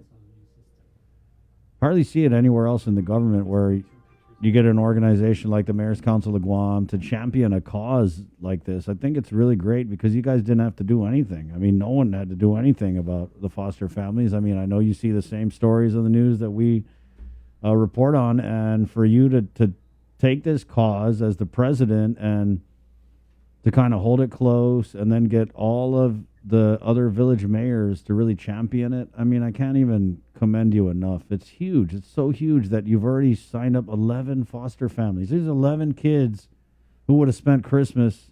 I mean, hopefully we could get it, everything done, all the paperwork by the Christmas. But I mean, these are 11 kids who had nowhere, no family, no nothing. And through your efforts at the council, I mean, I don't want to pour it on too thick, Mayor, but I was thinking about it this weekend, and I just want to commend you and the rest of the mayors for really doing something that truly is going to impact this community and make a difference for these kids. Thanks. Yeah, I do certainly owe it all to my colleagues as well. We share in that pride because, like I said in the very beginning, we work with these families all the time. And we're so concerned about all the other external issues that we experience day in and day out. But we sometimes forget about the real issues, and it's our livelihood. It's the lives of our children, the lives of our families. And with the 11 new applicants and hopefully 19 soon enough, hopefully more than, hopefully families, children, siblings will have a home to live in while they're waiting reunification or if not a permanent home. And so thank you for recognizing that, and thank you to KUAM as well for being a good partner in this. I mean, the station has really been helping us promote our Gift of Family campaign, and we certainly appreciate it because it's really not our. It's all of us, it's for all of us. It's an island-wide issue, and we're just happy to be a part of it. And it's just one of the many things that I think we can do to, the positive things that we can do as mayors and vice mayors. That's so key to me, mayors, is you guys taking the time to look around and say, hey, what can we do? And then making a decision to do it. I think that's huge. And we have the winners now, right? And so the Belen contest, Mayor, if you want to start, we have the first place, and then what was the video? Our third place winner. Our third place winner is. Do you know who our third? Oh yeah. Oh, our third place winner. So you know what? Our third place winner. I have to say, I'm very excited about this village because I know they've always had resources, and I'm just so glad that they put that forward for Christmas. Unfortunately, I was not able to take a look at their display, but I know it was a live display, a live Belen display. So if anyone saw it and they have a recording, we'd like to see it as well. But the third place winner goes to the Manila Mayor's office. Okay. And I'm excited to see what they have put together. And that was a live. And our second. A live Belen display. So if you're looking at it and you saw them move, don't freak out. It's normal. They're alive. It's alive. Live. I don't know. Did anyone see it? I did not see it, and I didn't get any photos on it. We might have got one. So are they kind of like animatronics, or No, I think they're people. No. Oh, okay. Human. Yeah, I don't think we got the budget for animatronics, Jay. This is not Disneyland, Yeah. Jay. Are they artificial intelligence, Mayor? Hey, This festive. guy, man. No, really low tech, and yet still I very. am Jesus' father. There's Hey, no it's more awesome, room man. at the inn. We're not in. We're out. No, but I mean, you can actually buy these days, like they have like the deer, the one that's kind of like like with limited movement and everything like I that. like how we're both like doing our robot. Yeah. Ganya Heights had that. Yeah, so I mean, it's low tech and still very, very effective. So So this video, this is Momong Totu Mighty, right, Mayor? Right. So the second place there was a tie for second place, and that was Momu Talk to Mighty and Agani Heights. And I did send a clip of I sent Chris a clip of MTM, and one of the things they had, I think, a little a koi pond, and they had some live, I think it was chickens around the area, and it's real nice. Someone just sent me a Ganya Heights video. yeah, I too. got that too. So Okay. Okay. Wait, let me show this real quick. Well, let's not mess it up, Jay, because he's trying to do the winner. So, okay. Third place was Mungie Town, right? Right. Second right. place, Mayor? Second place was Thai, Momu Totu Mighty, and Agani Heights. Okay, and so we played Mongo Totu Mighty. Let's play Ganya Heights. Okay, so here and there is that deer, but that's like next generation Bernardo right there, because they've even. It's got the motion to it, but then it's also got some LEDs around it. That's really, really nice. Yeah. Right. It was nice. Very. There's a lot of flowers too. They have the advantage of their stage. Have you seen their stage in Agani Heights? We're looking at it now, Mayor, and it looks like they might have got all the lumut on Guam. Yeah. Atlanta Mayor, save some lumut for the rest of us. The jungle's naked right now. Wow, that's beautiful. Yeah, while I'm here, I have to put a plug in for ours because I really liked ours, and my guys they really worked hard. I'm looking for it and I can't find it. Also, that's great camera work by the Agani Heights Mayor's office to kind of like take you through like the entire nativity scene and. Right. Very nice. It was for sure. So that's and then our first place winner is, of course, the. I didn't think about this, but you know what? Those guys they always put together a good display for liberation. So our first place winner was Santorita Sumai. So congratulations, you got that, Jay Santorita Sumai. Yes. What do you think pushed their Belen over the top, Mayor? I'm not sure. I only saw the photo this morning. I don't know if that was all of it. I know that it was. I know they won, but I'm not sure if it was all of it. I don't recall, and I haven't spoken to anyone about it as well. But whatever it is, the judges, and I don't know who the judges are because, like I said, Angel Sablon was in charge of that. And I did see the judges when they came to PT, and I didn't know a single soul. So that was a good thing. Well, I think if you would have won, it would have been like people would have been hating on it anyway. Okay, and this is Santorita Sumai, Chris? This one? Let me see. No, this is Petey. Oh, that's okay. That's Petey. Petey, they didn't win, but we're just showing it because the But mayor's no, on look it. at how nice it is all around Up in the tree, Mayor. Leche, how did you guys get that up in the tree? It's called climbing. Don't you know where micronesia? That's it. You're right. Wow, that's pretty cool. That's actually really, really innovative. It is. It's an You always see like some people, they do think it's always at ground level. You guys actually made use of the tree as stage. As natural scene. Yeah. Natural. It was almost all natural for sure. Yeah, they put him up in the tree because the wild pig. And the human beings. Yeah. Mayor, Well, Al, Mayor, do you have a background in stagecraft? He does. Yeah. No. You're funny. I don't. No, that is really, really nice. I mean, and the fact that you can walk like all around it. So I mean, it's immersive. It is, so that our Belen, I'm going to talk about it because I'm on. Our Belen is in three. There's three sides to that Belen, and the first, it's the Nativity, the Holy Family, right? Jesus, Mary, and Joseph. And then if you walk to the right of the tree, it's the three kings scene. And then if you walk towards the back of the tree, it's the shepherds. Wow, covered all the bases there. Covered all the bases, yeah. So I think it's cool. And Mayor, all of these displays are going to remain up, of course, through the holidays. For sure, yes, for sure. Yeah. Nice. So, guys, make a trip out of it. You know what I mean? Maybe you could break it up. I don't know if you could do the whole island in one night, unless you got the whole night. But break it up. Check out the north, bring the kids, take some pics, then go central. Southern trip is going to be awesome.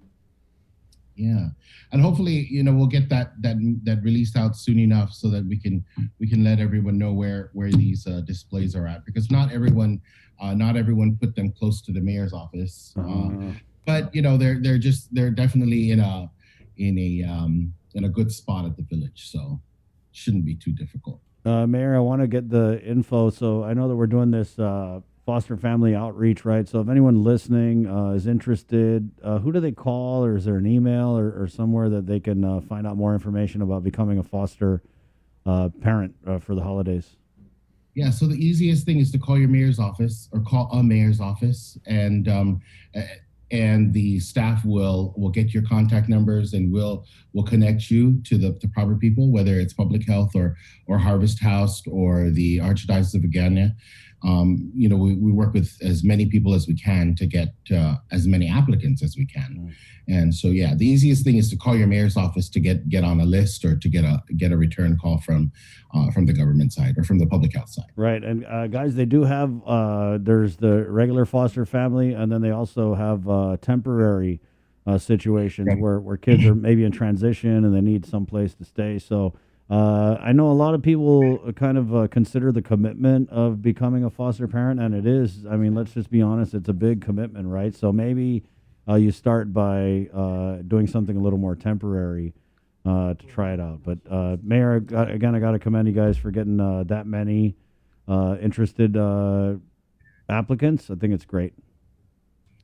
Thanks. Yeah, and baby steps, right? And you're right. If you're not able to full on foster, but you're willing to participate in some way or to assist in a particular way, give us a call. We'll set you up with an informational meeting so you could just see what it's all about and how you could actually help. I know that I mentioned earlier on as we started the campaign that the programs don't necessarily need in-kind donations, but certainly if you're willing to and you have the ability to, no one is going to turn you away from, whether it's Harvest House, whether it's Catholic Social Services or public health itself. No one will turn any kind of contribution away. But if you're willing to just listen, just to see what it's all about, give a mayor's office a call and get on a list, and we'll certainly connect you to the right people. Thank you for that. And that. again, the slogan, the gift of family, that's just such a wonderful thing. Yeah, that's, it was real close to the heart for most of us when we thought about it, because when you see a family that's struggling that comes to your office, and it may not even just be money, it could be anything. And, it's real difficult. And knowing that we're heading towards Christmas, what better way to spend Christmas than with family or someone close to you? And if you don't even have a roof over your head, how difficult could that be? So we're certainly grateful and thankful for the things that we have, and we're privileged to have this ability to help, even if it was at least one child. We're glad that we could do this. So thank you again for the partnership as well. I just have one final question, if I could, Mayor, because yesterday was when the Guam Hogs had their annual candy run. I actually caught them when they were going through Dedido and everything. Were you in the village? And did you see them when they rolled through PD? Because of course, motorcycle enthusiasts always love that strip of road going through PD, Assen, all the way down to Sumai, because it's such a great place to ride. Right, those guys, they've been doing that for years, and we do commend their work. They go through a low-cost housing, and we don't have any low-cost housing in PD. Okay. Yeah. So no, they don't. And we've talked about that, and And for us, it's yes, there's a struggle, right? Not everyone in PD is living lavishly, but those homes, those low-cost homes, or the government subsidy homes, that's their target. So we don't have any of those neighborhoods. Well, certainly you heard them when they rode by, right?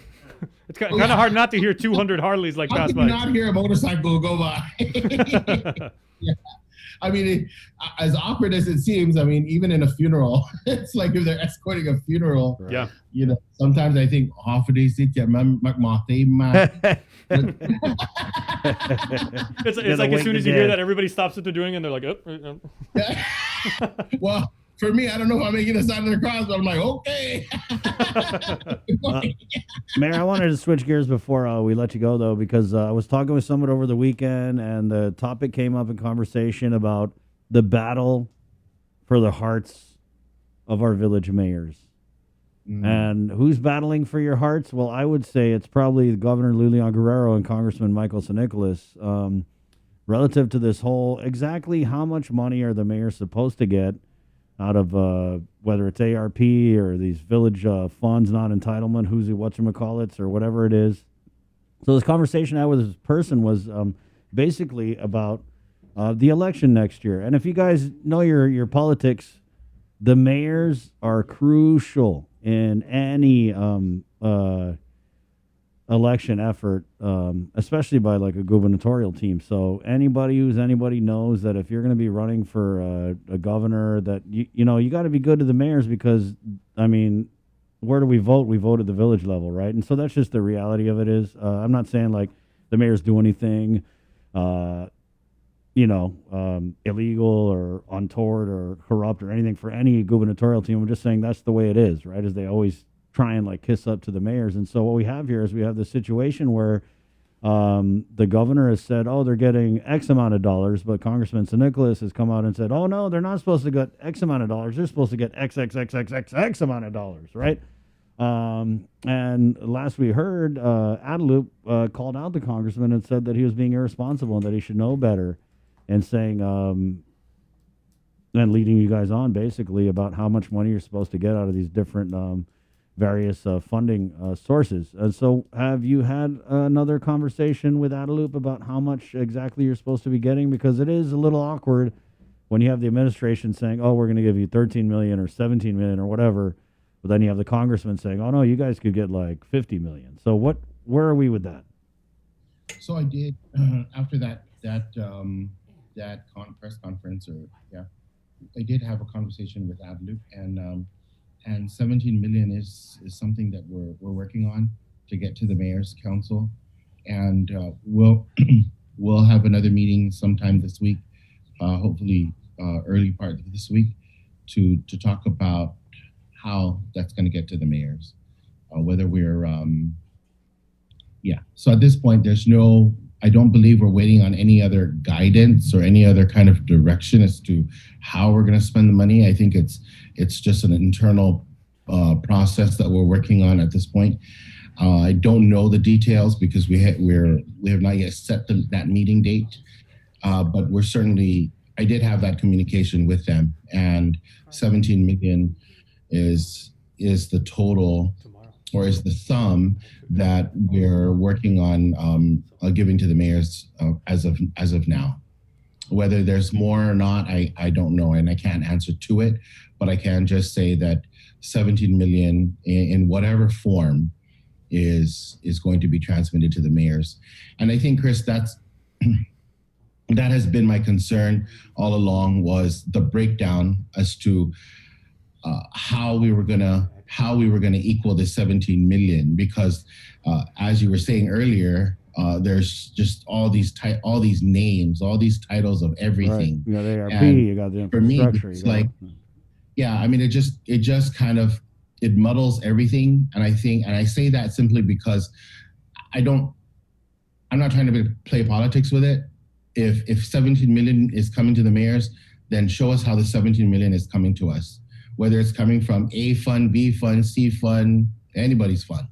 Just let us know how it's coming so that I can let the mayors know, okay, this 17 million is in fact going to the mayor's council in this manner, and that's really all I'm asking for is a breakdown. And if it, like I said, we talked about ESF, the Education Civilization Fund for the after-school program and the summer school program. If that is a part of the 17 million, then just let us know so that we don't say, well, that's, I don't know, I believe it was somewhere around maybe 10 million. If that was 10 million, then 7 million is the balance. And how are we going to apply the 7 million? But I don't want to confuse everything. And I would rather that there just be a breakdown and let us know, okay, Jesse, this is how it's going. This is how we're going to equal 17 million. This is how you're going to get, there's a fly. This is how you're going to get 17 million, right? So that's what I'm hoping I'm going to get is a breakdown this week. And then when you guys get that 17 million and it goes into the mayor's council account, how does it get broken down from that point? Because 19 villages, right? 17 million, and you don't even know what these funds are going to be used for. So are we even there yet in determining, okay, this part of the 17 million is going to go to this project in this village, or we're not, because there's also there are other projects that have been committed to the mayor's independent of the council, and if that's going to be inclusive in the 17 million, that's necessary. That's necessary to understand whether it's inclusive of street light repair or new installation, whether it's road repair that's not directly through the mayor's council, but it is benefiting the mayor's council, then we'll need to know that as well, so that we're not banking on 17 million. So I don't know if it's 17 million cash that's coming to the mayor's council, but I know it's 17 million that's going to benefit the mayor's council. Well, do you think you should know? You should know at this point? Oh, yeah. No, I don't. I think we should know. And that's why when someone asked me, I said, well, you know what, perhaps maybe Congressman San Nicolas needs to declare his candidacy so we can get the money tomorrow.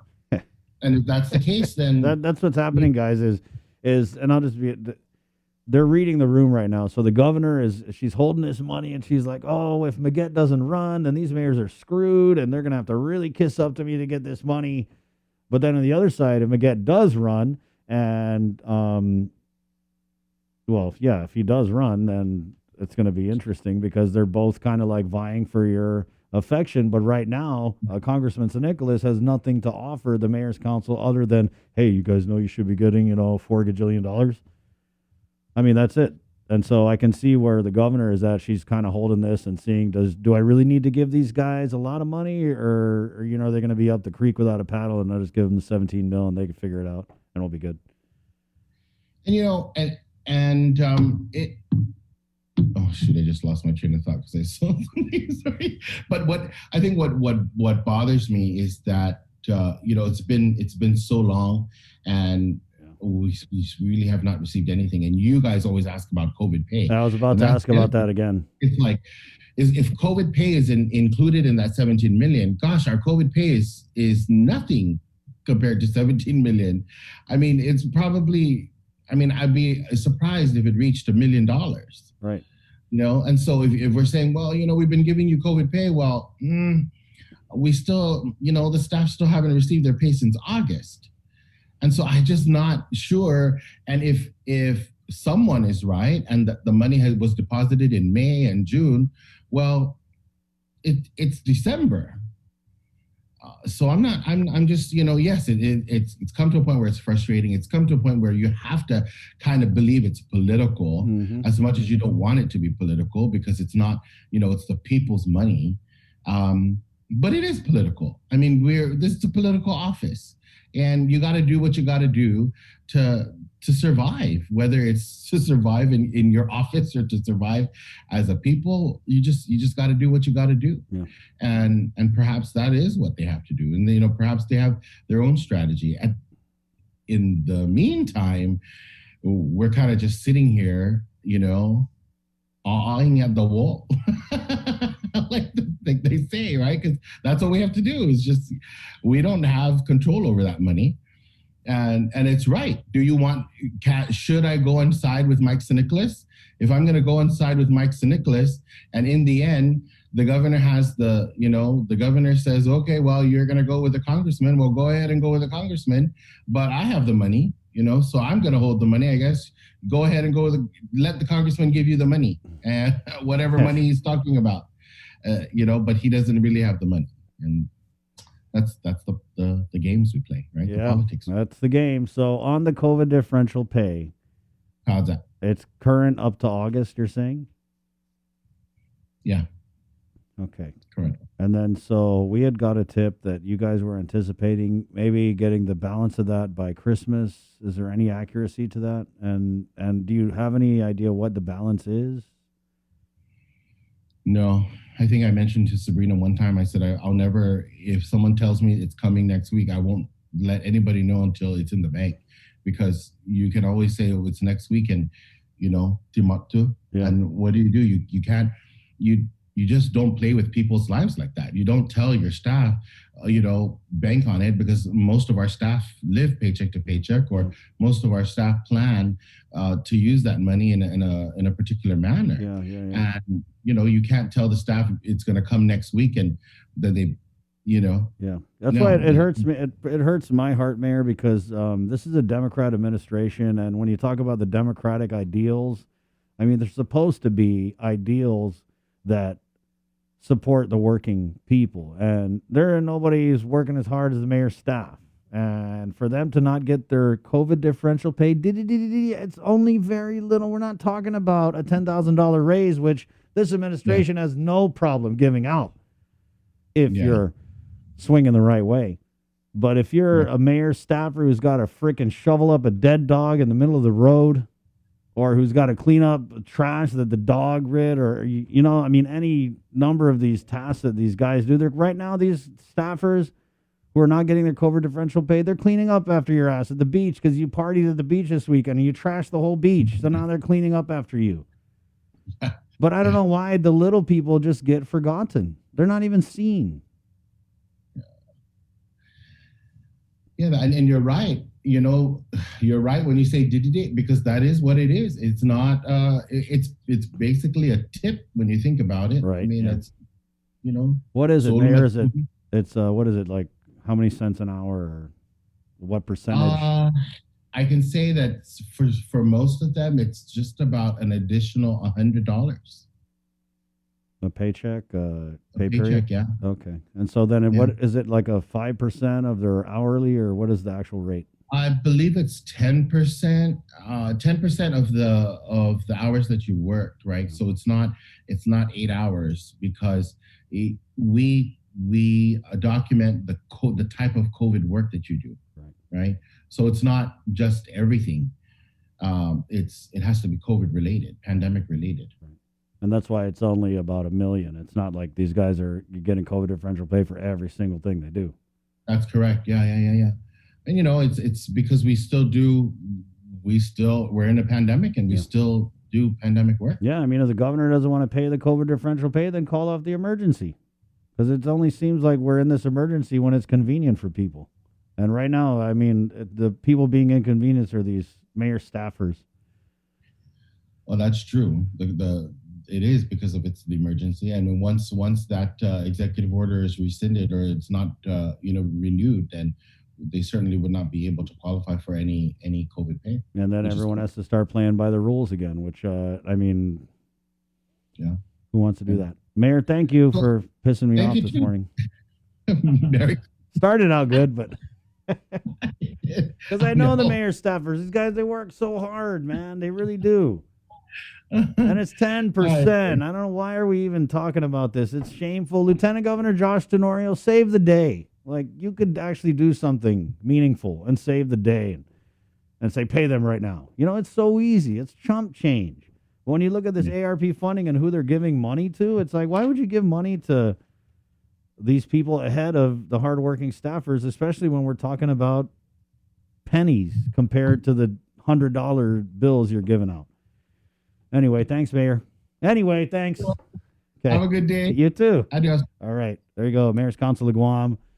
Yeah, another campaign strategy, Rosemary Laguatnia chimes in. Yeah, the campaign strategy is hold on to this money as long as you can, and then next year give it out so that it's fresh in people's memories. And I'm like, oh, man, thanks for that. But, hey, if you're tired of being frustrated, if you're tired of complaining, then register to vote, guys, okay? Don't be one of these people who complain, and then come election, you vote the same way. And we'll tell you how you can register to vote. Coming up with Maria Pangolino, the Guam Election Commission. It is 8:12 on a Monday. We are brought to you by Pacific Points, Cabo Enterprises, ITN, and Jack in the Box. It is The Link, and we're back with our 8 o'clock newscast next. Good morning. I didn't get screened because I was just afraid of it. I procrastinated. I didn't have any symptoms. I didn't have insurance. I didn't want to know. There were several services that was available to me. I got a mammogram. Colonoscopy. I know in my heart that early detection saved my life. And I just tell people all the time, please go get screened. It's time to save on shipping. Support our local entrepreneurs. Find the best deals, and unique products for your holiday shopping needs. The Christmas Pops virtual holiday marketplace is your hub for the best local gifts. Watch the Christmas Pops special airing through December 11th and streaming now across the stations and platforms of KUAM Communications. Visit KUAMChristmasPops.com and be on the lookout for local business profiles on our social media pages. Shop small and support local this holiday season. Presented by UOG School of Business and Public Administration, JA Guam, inspiring youth, and the Guam Visitors Bureau, making Guam a better place to live, work, and visit. Coors Light presents Uproar, the Sleigh Game Edition, Saturday, December 18th at Custom Fitness to compete head-to-head to determine who's the fittest. Visit guamtime.net to purchase tickets for $15. Visit us online. Special thanks to KUAM Communications, Boca Box, Custom Fitness, Kill Cliff, Cherry Media Vision, ERC, and A-Tech Construction. Proceeds to benefit the Guam Volleyball Federation.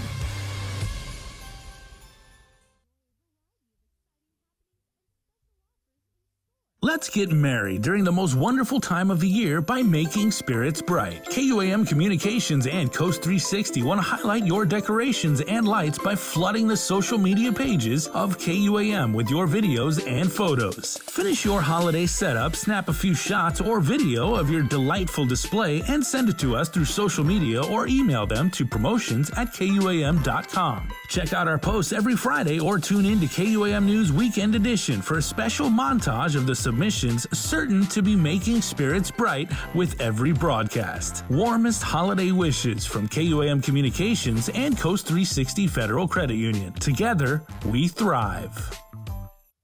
Basically, my life was a revolving door of just getting drugs, using drugs. My name is Anne-Marie Sablan. I'm 26 years old and I'm a student at Guam Community College, about to graduate with my associate's degree in human services. Got my high school diploma with GCC's Adult High program. The staff there is very helpful, they're very friendly, and it became like a family dynamic. It's possible for anybody, especially people like me who struggle with addiction. The Novena to the Christ Child, a podcast series on KUAM Communication, a local Christmas tradition reimagined with all 9 days available on demand on the KUAM Podcast Network, beginning December 6th and streaming on all our digital media platforms, as well as nightly at 7 p.m. on Isla Digital Radio. Attention basketball fans, the wait is over. Clutch Guam presents the second annual McDonald's High School Basketball Classic, going down December 20th to January 8th at the Father Duenas Jungle. Make sure you come through to watch some high school boys and girls varsity division action. You do not want to miss out. Special thanks going out to KUAM Sports. We'll see you there. Who had the blues? My baby's gone. I have no friends to wish me greetings once again. Choirs will be singing Silent Night.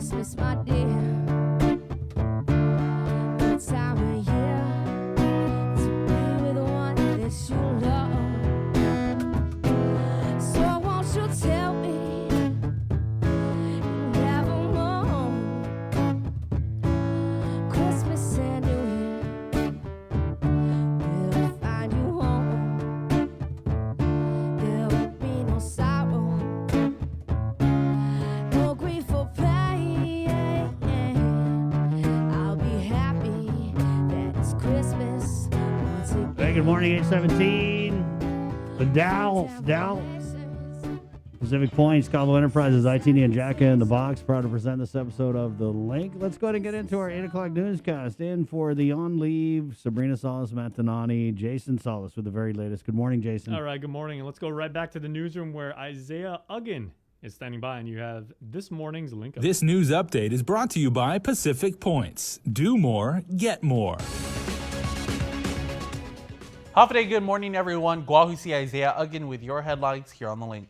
Now is the time to prepare for the eventual post-pandemic return of visitors, and senators discussed a bill to entice new hotel construction and renovations by extending a special hotel tax abatement program. KUAM's Nestor Lecanto has more. The Special Hotel Qualifying Certificate Program was created in 2014 to incentivize the building of 1,600 additional hotel rooms to reach the magic number of 10,000. That would be enough capacity to accommodate the target goal of 2 million visitors a year. That program, though, expires at the end of this year, with Guam still more than 1,200 rooms short of the target. A bill by Senator Jim Moylan would extend it another 10 years to December 31st, 2031, and expand it to include renovations. During discussion by the Committee of the Whole, GITA Business Development Manager Ed Camacho said hotel stakeholders support the extension and the new provision. Prior to COVID, the curve was going up. There was no one wanted to take any of the rooms down because we were hitting 1.6 million tourists. They weren't going to take any of the rooms down and lose that revenue to renovate. But now that there is no tourists, this is a golden opportunity to renovate, to try to entice them to renovate. GVB Tourism Research Director Nico Fujikawa says renovations and new construction are key to raising Guam's brand equity. Even just upgrading rooms to accommodate the tech-savvy, higher-spending Korean and Japanese tourists is essential, he says, in the highly competitive global tourism industry. That's the key for us, is we really need to start having initiatives like this that really encourage reinvestment back into the product so that when they do return, we have a nice, shiny new thing to show them. The basic purpose of such tax incentives is that the tax revenue lost would be more than recovered by the increased business activity that would be created. GITA CEO Melanie Mendiola. It's not a blank check that we're writing to big developers. This is very strategic and very much something that we believe will make us competitive when we go out there and try to promote development to our island. The program would also sunset when the new 1,600-room additional inventory target is reached. For Guam's News Network, I'm Nestor Lecanto. The Guam International Airport is set to receive millions from the recently signed infrastructure law to improve its facilities and tarmacs. With funding on the way, upgrades will soon begin. KUM's Daniel Perez has more. With this infrastructure improvement programs that we're being able to have, it's providing us the ability to kind of complete some of the projects that we've had in the plans, but we haven't had funding for. Guam is estimated to get 30 million, but that really depends as the years go on in terms of our employment numbers for fiscal years 24, 25, and 26. So it's a 5-year investment, obviously, with that plan. Guam International Airport Authority Deputy Executive Manager Ricky Hernandez speaks on the infrastructure bill that was recently passed to help improve the island's only airport. Hernandez shared one project that GIAA will pursue with the coming monetary aid. There's also one that we're actually really interested in, and that's the $5 billion of the $25 billion set aside for the airport terminal program. And we have a lot of terminal projects that we want to get off the ground. But obviously these funding will be helpful. Terminals aren't the only planned improvements. Rehabilitating our aprons, which is just the concrete areas around the airport for the aircraft. In addition to that, we're looking at trying to expand our cargo operations, and so cargo aprons are going to be necessary for that. So building the infrastructure around future potential industries, including the expansion of cargo, is something that we're also looking at.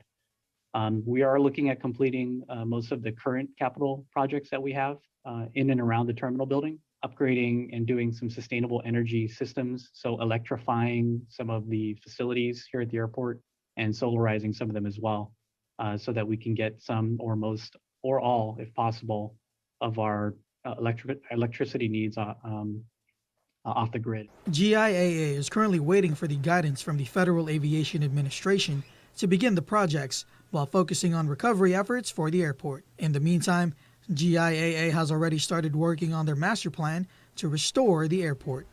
Daniel Perez reporting for Guam's News Network. In regional news, the CNMI police chief testified under oath today in the ongoing legislative investigation into the Torres administration. Governor Ralph Torres did not appear before the committee. Here's more.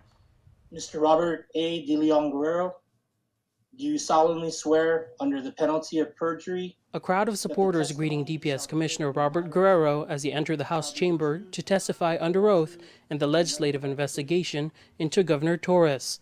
At the center of the inquiry is how police resources are used to protect the governor and his family in both personal and executive matters. Legislators asked Guerrero what role he plays in selecting personal security detail. In consultation with the chief of security, he actually screens, and then I have the final. I'm the one that finally assigns them to that role.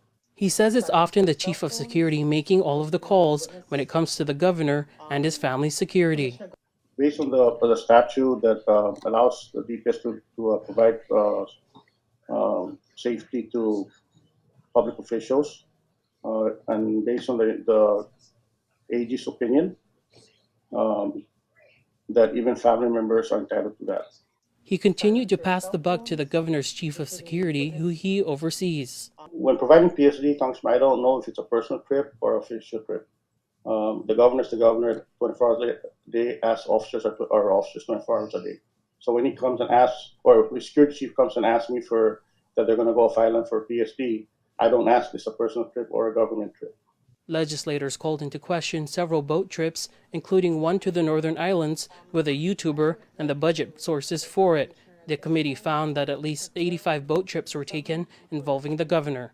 Tomas Manglotnya for KUAM News on Saipan.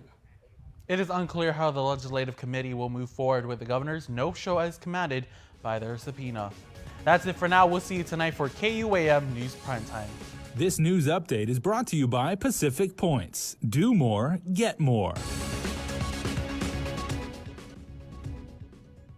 Okay, so it is Monday, so that means it's time for your work week weather. So let's head over to Tizian, where our friend Brandon Aidlet with the National Weather Service is standing by. And Brandon, can you tell us about this apparent frigid cold front that's moving through here? Is this the beginning of a new ice age on Guam or what? Because, man, it is chilling this morning. Does it have anything to do? I hosted something Saturday, Brandon, and there was actually snow in Agatna, so I don't know if it's related to this cold front, but we'll just leave it to the professionals. I did see some snow at Micronesia Mall the other day, too, so there might be something about it. But, really, this is it's a really good foretaste of what we expect to see more of in the dry season as we head into January, February, and March, where we see these frontal systems come off of Japan, and then the very southern extent kind of drifts down over the Marianas. And it really brings in some much cooler, drier weather. And it's quite pleasant outside for anybody that likes to be outside, have the windows open. It really it's nice and refreshing. So I like hiking in this type of conditions. Yes. But this is about the coldest we're going to get with this shear line that's to the north of us. Yeah, and of course, okay, so if you're in the military and you just moved here from Guam, this is what we consider cold, right? Which would be like 82. So this is like Siberia for us on Guam. That's right. So I've been wearing my jacket last night, so it got a little bit chilly, and sometimes I bring in the toboggan, bring in the pants, and you just really had to bundle up when you go outside. It's kind of cold out there. There you go, thermals, man. That's right. But let me show you what I'm looking at on the satellite right now, and kind of show you what's kind of in the region. So you see here the Marianas in the center. There's not a whole lot of cloud cover. We have a little bit of higher level cirrus that's kind of pushing off from the developing tropical depression well south of us. But otherwise, we are just in the grips of a solid trade wind pattern. And you see this band of clouds to the north of Saipan. That's what we call the shear line. So winds are kind of just blowing east along this line.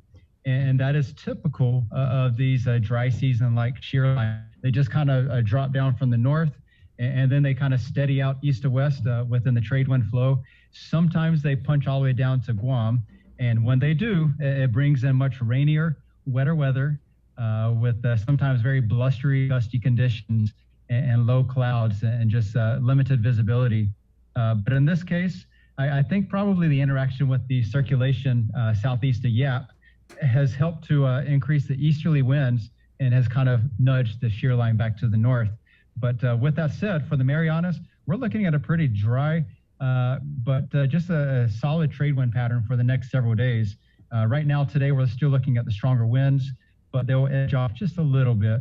But more importantly to our region is we are watching this circulation try to develop. You remember last week I was talking about this band of strong westerly winds south of 5 North, south of Palau and Yap. Mm-hmm. And I said, right now there's nothing expected to develop, but when you have such strong westerlies on the equator, watch out, because that is it's a really good ingredient to put into the mix for any circulations to develop. Lo and behold, 1 week later, we are looking at this system to develop. Now, the JT Joint Typhoon Warning Center, they've had a tropical cyclone formation alert issued for this for about the past 24 hours. That means we're expecting to see some development and possibly becoming a depression within the next day or so. And so we've been talking very closely with Joint Typhoon Warning Center overnight. This big plume of cloud cover, there were some pretty impressive thunderstorms that developed overnight. That is one of those signs we look for overall organization and improved development in the system. So we are expecting to see this thing continue to develop and then continue west-northwest, passing somewhere between Yap and Palau, as probably more likely tomorrow.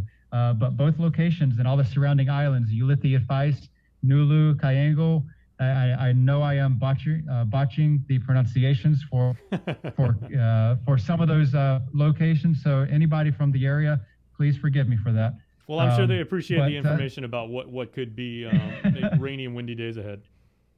That's right. But Jason, let's go ahead and switch over to the slides. Gotcha. And just do a quick run through for those. We do have a number of hazards across the Marianas and also for Yap and Palau. So I will be focusing on just those few areas.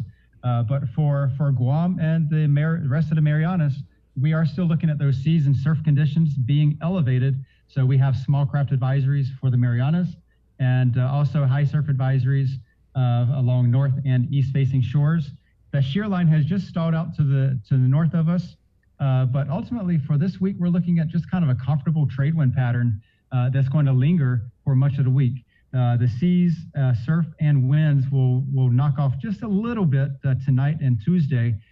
So it could be just enough for those small craft advisories and high surf advisories to come down. But we're still looking at strong rip currents along east-facing shores for at least through Tuesday afternoon. And that could continue into late week. We're still looking kind of windy.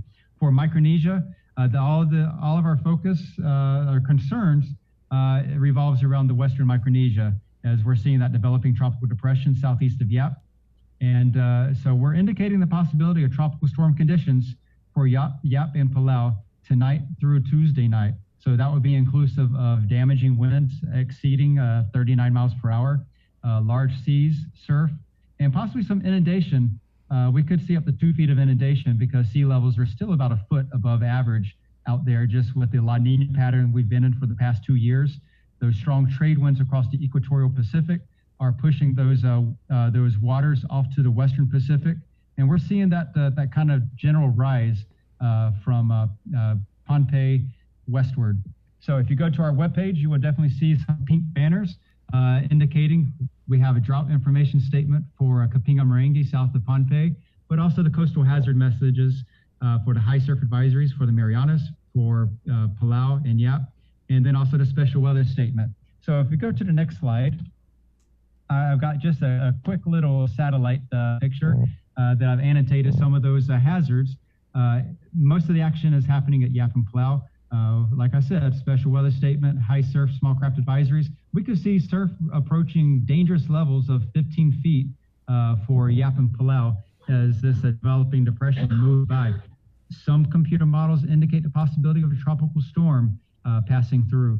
So anybody in that region should be closely monitoring updated forecast weather statements from both us, their weather service office that we communicate with frequently, and also the emergency managers' offices.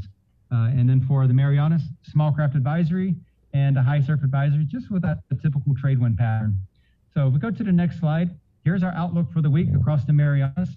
Not much changed. It's going to be fairly dry, a typical dry season pattern with dominant easterly trade winds. I like that. We're still looking at, it's going to be nice. Looking at 20, 25 mile per hour today, maybe a little bit weaker tomorrow, and then still looking at 15 to 20 miles per hour through the rest of the week. A couple of showers, and these showers will be just kind of short-lived. They're all going to be on the move. Nothing very heavy because this moisture is just very shallow to the lower 10,000 feet of the atmosphere, and it's just not conducive for anything heavy. Sea conditions are going to be fairly choppy with these winds, mainly a east-northeast trade wind swell and those wind waves. So if you have any plans to go out on the boat, make sure you are aware of these sea conditions. Once you head outside from the lee of the islands, get up into the Rota Channel, those conditions are going to be drastically different, and we just don't want anybody to be caught off guard. And so as always, for more information on the latest forecast, come check us out at weather.gov/GUM or find us on Facebook under NWS Guam. Yeah, Brandon, and everything pretty much shaped up and was consistent with what you were saying last week when we had you on, because like I was on Airport Road yesterday coming from, Barragata Heights heading towards Home Depot. And as I was coming down the road, I mean, you could see, because it was so clear and yet the winds were so high, clear as a bell, but I could see all the way to where the Hilton is on Tumon Bay. And you could see like just the sea spray and the waves just kicking up. That's right. A lot of times when the surf is larger, especially like we've had with this north swell the past several days, that will really kick up the salt. And especially on the west side where you're kind of hidden behind the higher part of the island, that salt will definitely spread, stay suspended in the air. So got to watch the vehicles. Yeah. Otherwise, Chris and I were talking about this earlier when we first started the show, but kind of funky weather yesterday in the sense that, like it was really, really good, island Sunday afternoon weather, and then it would rain, crazy for like 5 minutes and then stop, and then maybe a half hour later we'd get stuff off. Is that kind of, oscillation, let's call it, where it's like, it's hot, it's raining, it's hot, it's raining. Is that to be expected through the end of the year? That's, I think that would be a reasonable expectation. So it's one of those things that we call a kind of a high pop, so a high chance of precip, but just low accumulation. These things are on the move. They're not very heavy, so we're not seeing a whole lot of accumulation. I think yesterday we only had accounted for about 0.05 of an inch of rain. So just a smidgen of rainfall, although that was separated over probably 7 or 8 different passing showers. It's just not amounting to very much, and that's typical of a trade wind shower. The one thing I liked about it, though, is that people on social media, particularly on Twitter, they can't complain anymore about, oh, man, it's too hot, or, oh, it's raining too much, because, it just changes like 19, 20 times throughout the day. So we got a nice mix. That's right. Absolutely. All right, man. Well, as always, we wish you guys happy holidays. We want to see some decorations with you, man. What's up with your decoration game? Well, we got one little tree way back there. In the very back. Okay. It's a skinny tree, but I put a lot of my decorating focus in my jogging stroller. So if anybody's ever seen me in Tumon with the lighted stroller, my 3-year-old son, Liam, he loves the light. So we've got probably 300 lights on the stroller. So it's very visible. So be safe, be seen. Very cool. Well, yeah, and I think they could definitely see you coming from Umatic with that many lights. Oh, and real quick before we let him go, though, Chris, I wanted to share something that Brandon actually shared with me in WhatsApp. Sure, Jay. Proof positive, because we had, we've had people from the Power Authority come on, and like the energy office and everything. Brandon actually put this on. Was it Facebook or Instagram, Brandon? This was Facebook probably 5-6 years ago. Yeah. Well, so my brother and I, we decorated our house in Essen, and we just like to put as many thousands of lights on, and so I guess you got that picture. Yeah, there we go. And so go ahead and splash it up. And so the crazy thing about it, I think. Oops, you guys switched to all LEDs, right? You guys have 10,000 LEDs up in the house, and your power bill went down. The power bill actually went down, and we had those lights on all the time. So we're just fascinated with Christmas lights. We love the ambient lighting. We don't like the harsh single point lights. It's just too it's aggravating, especially in the evening. Yeah. But we love the ambient Christmas lights, and there we go. I see that on showing up on Facebook now. But yeah, that was we probably not OSHA safe in our house, but we did not have anybody else climbing on that ladder. But we are kind of holding onto the ceiling. But you know, it looks beautiful, and just proof positive, and that's a lesson learned for all of us and everything, that you can deck the halls without breaking the bank. That's right, and be safe. But shoot, being up on the roof, putting up lights, always be careful. Watch out for those strong, gusty winds. They can knock you off your balance. All right, man. Well, certainly, aircraft passing over appreciate all the lights you guys put up too, because they know where Guam is once they pass over your place. Oh yeah, absolutely. All right, hey, we wish you the best, and we'll talk to you soon. All right, take care. All right, Thank you, Brandon. Brandon Idlett with Work Week Weather. That's brought to you by Docomo Pacific. Let's go ahead and head over to the NMI now, where our CNMI correspondent, Tomas Maglotnia, is standing by in the KUAM News Link Zoom room. Tomas, good morning. Good morning, Chris. Jason Joester. Just wanted to give the latest COVID update over the weekend. Lots of new data coming out. Of course, the tragic news of the CNMI 6 COVID-19 related death.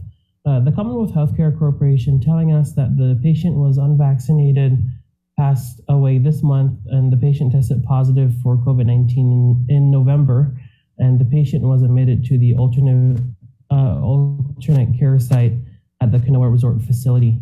And with regards to the latest COVID-19 case counts in the CNMI, from December 8 to December 9, the CNMI reported 260 new cases. 174 of those cases were identified on December 8, which is the largest single day count. 86 of those cases were identified on December 9. And also catching up with data that was just released over the weekend, the CNMI reported 134 new COVID-19 cases confirmed from December 10 to 11. 86 of those were identified on December 10, and 48 of those were identified on December 11. And so this brings the total case count to about 1,908 cases, Chris. And also just wanted to remind everyone, if you're listening in the CNMI today is the first day for the antigen testing, free drive-through antigen testing. No registration is needed. Those who want to get tested must bring an ID. This is, of course, being held in partnership with DFEMS. This starting today will run on Mondays, Wednesdays, and Saturdays from 8 a.m. to 4 p.m. at the Cagman Fire Station, Garapan Fire Station, and Sasupi Fire Station. Again, if you're listening in the CNMI, these are free antigen tests available now today from in the following weeks, Mondays, Wednesdays, and Saturdays from 8 a.m. to 4 p.m. at the Cagman, Garapan, and Sasupi Fire Stations. Of course, this being big news, as antigen test results will be available within 15 to 30 minutes of that test, and results from DFEMS, they note, will not be counted as an official result documentation. However, this is for surveillance purposes. And Chris and Jason, I asked the hospital how many antigen tests they have, and they said they have about 25,000 last we checked, just before we headed to the weekend. I wanted to shift gears a little bit and talk about some developments with regard to the CNMI governor's investigation. And so after the NMI Governor's Legal Counsel met with the Legislative Committee investigating Governor Torres, the committee chair, Selena Babata, told KUAM that they're rejecting the proposal that they put forth. The governor's lawyers met with the committee in a closed-door meeting on Friday morning, and after they objected to the House subpoena, saying that Governor Torres has executive privilege and that the investigation is not legitimate. And so the governor ultimately not appearing before the committee on Friday. The governor, Selena Babata, tells us may already be held in contempt for failing to appear, though he has yet to. They asked that Governor Torres testify under oath on Tuesday, December 14 at 10:30 a.m. That's tomorrow. And the committee tells us that if he shows up, they agree to not pursue a contempt charge for his no-show last week. So, Chris, that's some of the latest information so far with regards to COVID-19. and the investigation. Do want to emphasize again, can't emphasize enough that the free antigen testing starts today, 8 a.m. to 4 p.m. at the Cagman, Garapan, and Sisupi Fire Station. And yeah, that's the latest. And we'll actually be interviewing the CEO on primetime tonight live on Saipan because this antigen testing huge program rolling out is meant for surveillance purposes. We are still in a surge here in the CNMI. Okay, Tomas. How are you doing though? Doing well as can be. Today I'll be going out to the different fire stations to take a look at the crowd there and hopefully safely speak to some people. Before you'd have, this expanded testing is one of their huge efforts right now amid this surge, and they have 25,000 antigen tests available. Wow. And that's a lot. It's so to have this access to the testing is great. And so again, Mondays, Wednesdays, and Saturdays at the Cagman, Garapan, and Sisupi fire stations. Yeah, Tomas, I had a question because a couple of weekends ago, you reported that there was that one pharmacy that is like one of the few places like outside of a government venue where people could get tested or something like that. And that was more or less like pre-surge for the CNMI, right? Like, have you heard about like how the traffic has been to there, or like what the demand has been? Yeah, I mean, they continue to be fully booked, for days on end. And things have changed now, of course, with home quarantine and isolation being an option. So now if you test positive, you're asymptomatic, and you live in a house that allows you to isolate, you can stay at home. And just on Facebook, you can see a lot of CNMI residents now sharing that they're positive and that they're staying at home. I think it's interesting because I know in talking with public health throughout this pandemic, one of the things they tried to tell people is that getting COVID is not a jail sentence. But for many people, it almost felt like that, because if you got COVID, you were brought to a facility and told not to leave for 10 to 14 days. And so hopefully this home quarantine and isolation encourages people to get tested if they feel that they're exposed, and maybe not feel as though they have to keep it a secret, right? And so as Jason was pointing out with Dr. Lombard's comment the other day, the CNMI is now at about 91% vaccination rate. And as we test more, the tests positives will increase. And we are also starting to report on the latest data they provided with regards to recoveries as well. And so just wanted to share that. Yeah. As of yesterday, Tomas. the CNMI Healthcare Center saying that 669 people have recovered so far as well. Yeah, we talked about this last night, right? So with this surge, what are the numbers of people who have received the monoclonal antibody treatments versus the number of positives? Because I'm just trying to figure out with this surge, are people mostly asymptomatic? Are you seeing more mild cases? Because with our Delta surge here, that's what they said they were seeing for the most part. But we did see those very troubling deaths, especially with the elderly and those with pre-existing medical conditions. Yes, and so last we checked, this data is a week old, but thank you, Chris, for reminding me. I'll follow up on that today with the MAB treatment, because there are federal teams here from the National Disaster Assistance Team who are here specifically to administer the MAB treatment. Last we checked, it was about over 100 who received it, and they also encourage folks that if you have symptoms and you test positive, of course you can receive this treatment at the alternate care site, or you can also walk into the hospital ER and receive that treatment. And so we'll follow up today. In fact, the federal team is supposed to leave today or tomorrow, last we checked. And so it'll be interesting to find out if they are going to be staying a lot longer. Again, we'll have an interview with the CEO live on primetime tonight regarding all of this, because this really is just the beginning of the ramping up of the response to this surge. And we'll continue to bring you the latest on that. I'm not sure how long the lines will be at each of those fire stations, but I do know a lot of people want to get tested. I was thinking of something over the weekend, Chris. Like, you've got so many friends like throughout the Marianas, right? Have you reached out to anybody that you know over there? Because with the number of surges and lockdowns and and restrictions that we've had to go through. Comparatively, the CNMI has. I mean, this is their biggest one to date and everything like that. Have you had conversations with your friends up there and said, this is what you can expect to happen as far as timelines and everything like that, and this is you're going to be okay as long as you keep doing what you have to do? Yeah, I just told that to Tomas last night. Right. Yeah, and that counts. A week I was from like, now, hang in there. That's why I asked him, hey, are you okay? About a week from now, the restrictions that the governor put in place will expire. It's unclear if they will change or extend. Of course, we'll keep a close eye on that. What are they now, Tomas? Because I'm just trying to, in my mind, imagine, is it totally dead up there in Saipan where you're at, for example? Are people allowed to go around, or is it like you can't go to the beach, you can't exercise? I think it's fair to say, actually, someone commented on our Instagram post saying that they drove around and it felt like a regular day. Of course, given that the holidays are coming up, those gatherings are especially of concern. We do know that public health did say that most of the spread is happening within the households and not necessarily the businesses or the offices.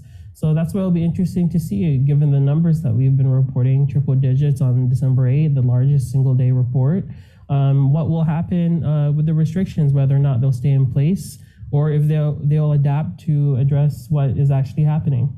And so, yeah, we'll wait and see. Unfortunately, we'll have to wait and see. Exactly. Tommaso, I know that you're working on a new episode of Pacific Matters, right? And I just dropped the debut episode of my new podcast series, The Chronicles. Yes, and to everyone listening, this is a total coincidence. I was telling Chris, I was like, wow, that was pretty cool that the Chronicles podcast was released at the same time. Actually, when he told me that, he was like, dude, that's pretty cool that you came out with your Chronicles podcast and then came out with my Pacific Matters on cannabis, bro. Well, because do you guys remember having this conversation or what? We do, Jason. I don't know what you're implying. We talk, Jay. We talk. But, I got a friend. No, it's interesting, right? Because one of the Chris, less than 10 minutes in, Saipan was brought up in that conversation. Yeah, and it was brought up at Tommaso. It was brought up. Of course, everybody knows there's so much competition and everything between Guam and NMI. But I just want you to know, Tommaso, it was brought up in the context of what the hell does Saipan do that we're not doing right? They already got it over there in Saipan. We don't. So it wasn't like a negative connotation. It was more like, hey, let's go check out Saipan. How were they able to stand up not everything in particular quickly? The people I interviewed, but in talking and doing my research for the story, those in the NMI say, just go ahead and take your time. We'll take care of the industry. Right now. And so I'm not sure we have that clip, but did want to share. We did get to interview two amazing people who are making their mark in the industry, and this is Victor Cabrera, who received one of the first licenses. So take a listen to that. If you grow from seed, you're looking at about anywhere between 4 to 5 months from seed to harvest.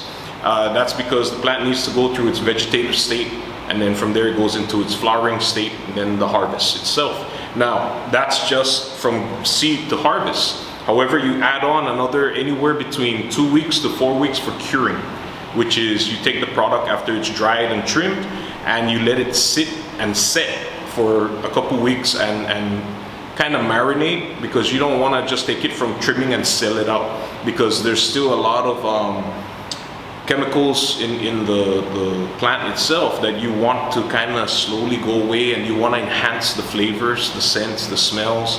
So it takes a pretty good amount of time. You're looking at about 6 months from seed to sell.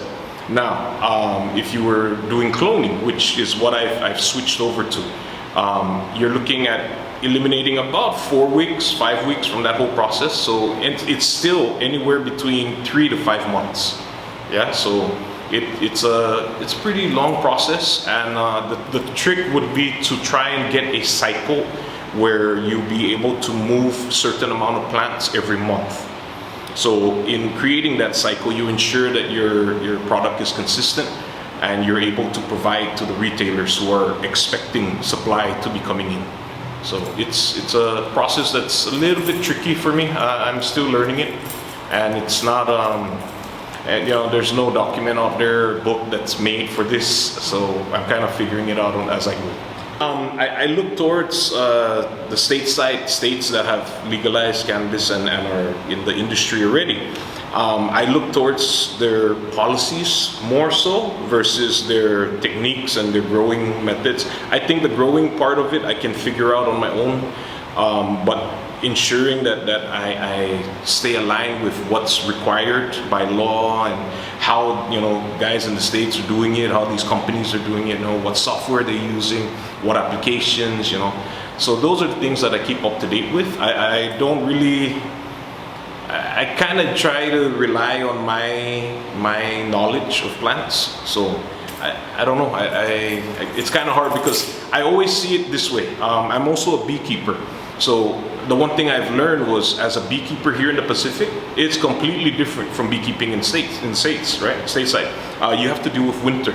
Here we've got summer all year round. Our bees are productive all year round. They don't need a time to go to sleep, you know what I mean? Like winter, they don't hibernate, they don't, so it's different. And for the most part, I do, follow up and I read on information from the states like Colorado and Washington. Arizona is the latest one that's pushing out all kinds of producers. So yeah, I try to keep up with the news in regards to that. The commission always throws out this word every time we meet. As a pioneer, I'm like, man, that word's a very scary word for me because that's a double-edged sword.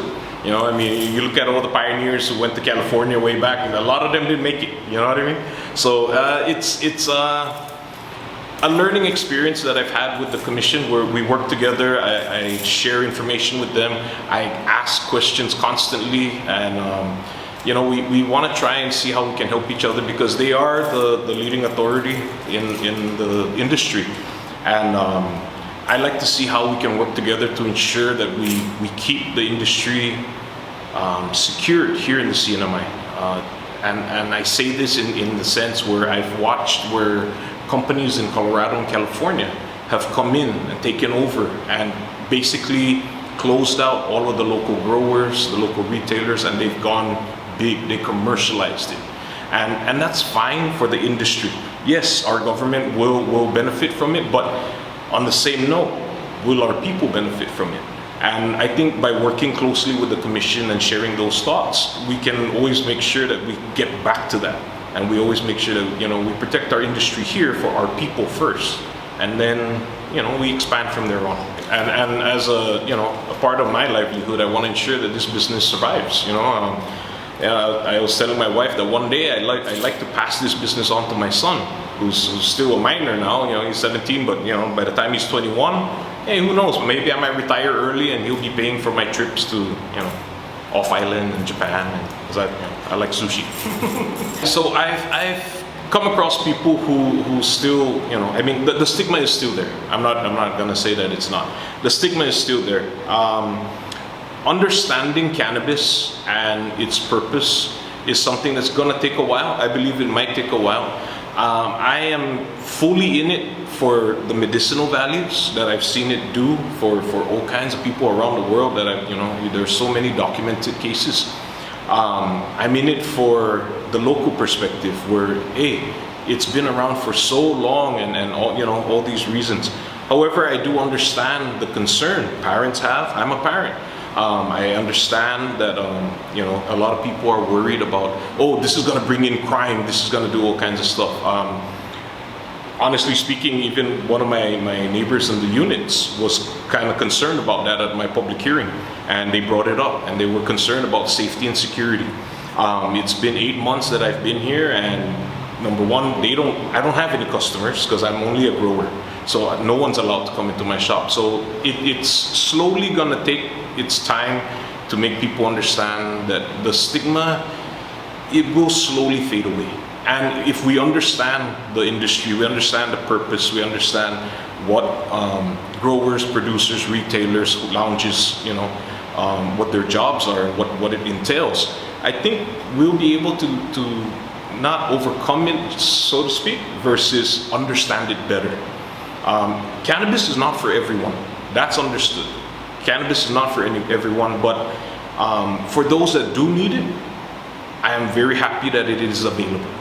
And when I say in terms of needing it, I mean in terms of medicinal value. Right on. There you go. Sounds like he was trying to really explain away that stigma, Tomas, but it is what it is. People get high because it's medical. They get high just to get high. It's absolutely okay because it's legal.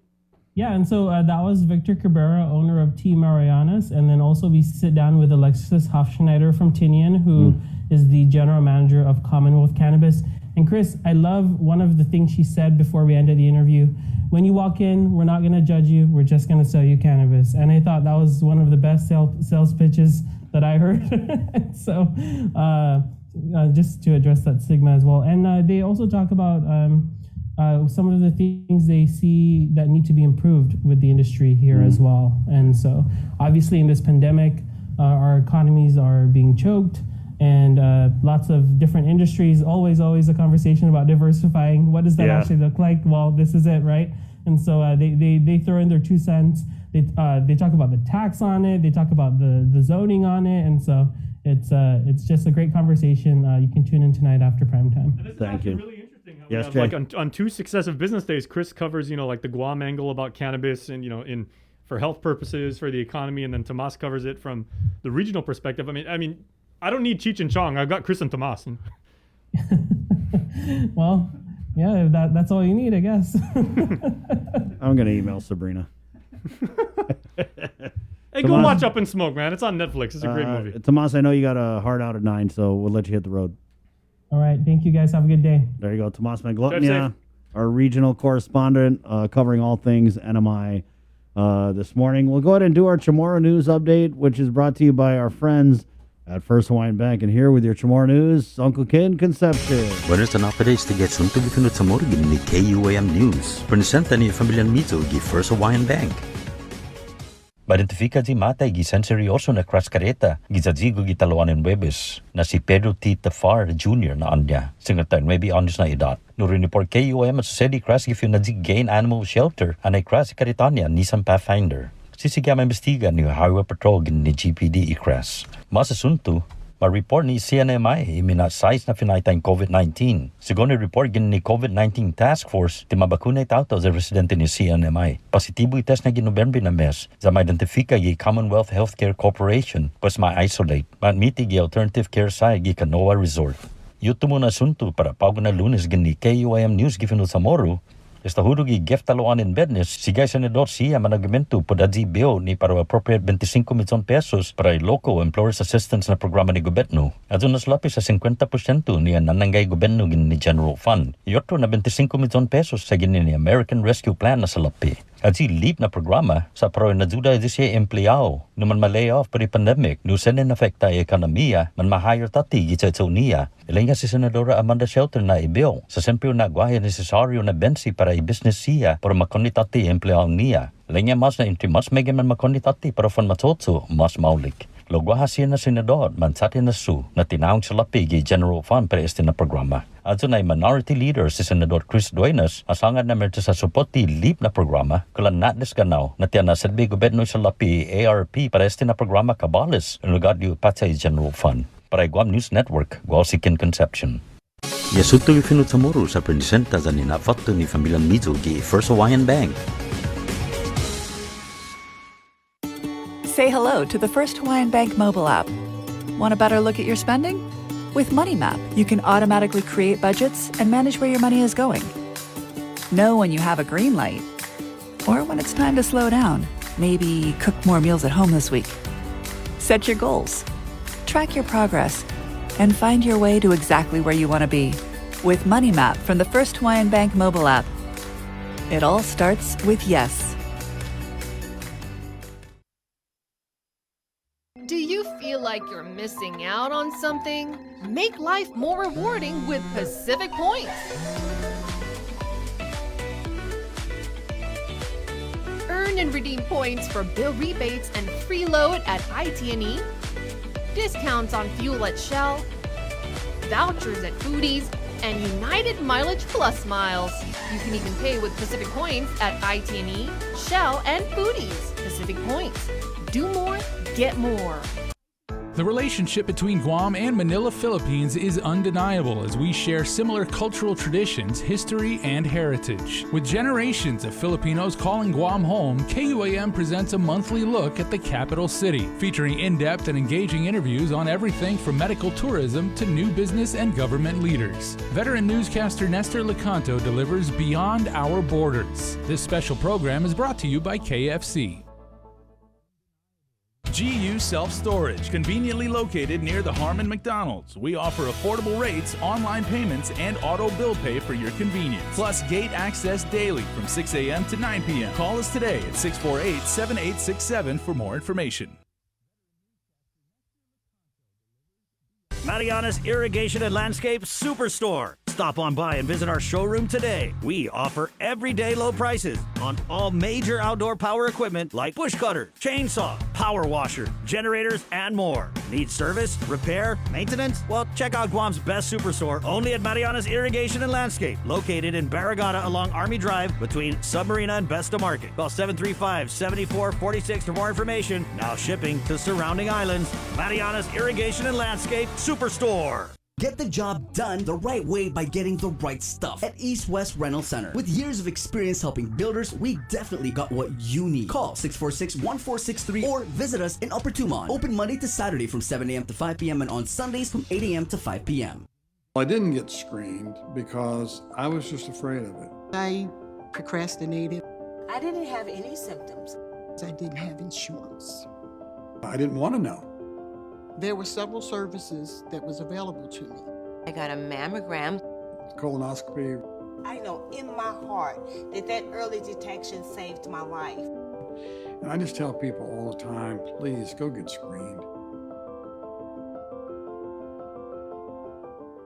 The holidays are here, and you know what that means. Time to gather with family and friends, dress up our homes, and explore the Christmas season in paradise. Why not share these moments for a chance to win $100 in cash? Log on to visitguam.com/Instaguam today to participate in the Guam Visitors Bureau's #Instaguam photo and video contest. A winner will be chosen every week, so share your best holiday moments now and win. Brought to you by GVB, making Guam a better place to live, work, and visit. Basically, my life was a revolving door of just getting drugs, using drugs. My name is Anne-Marie Sablan. I'm 26 years old, and I'm a student at Guam Community College, about to graduate with my associate's degree in human services. Got my high school diploma with GCC's Adult High program. The staff there is very helpful. They're very friendly, and it became like a family dynamic. It's possible for anybody, especially people like me who struggle with addiction. The Novena to the Christ Child, a podcast series on KUAM Communication, a local Christmas tradition reimagined with all 9 days available on demand on the KUAM Podcast Network beginning December 6th and streaming on all our digital media platforms as well as nightly at 7 p.m. on Isla Digital Radio. Attention basketball fans, the wait is over. Clutch Guam presents the second annual McDonald's High School Basketball Classic, going down December 20th to January 8th at the Father Duenas Jungle. Make sure you come through to watch some high school boys and girls varsity division action. You do not want to miss out. Special thanks going out to KUAM Sports. We'll see you there. Coors Light presents Uproar, the Slay Game Edition, Saturday, December 18th at Custom Fitness to compete head-to-head to determine who's the fittest. Visit guamtime.net. To purchase tickets for $15, visit us online. Special thanks to KUAM Communications, Boca Box, Custom Fitness, Kill Cliff, Cherry Media Vision, ERC, and A-Tech Construction. Proceeds to benefit the Guam Volleyball Federation.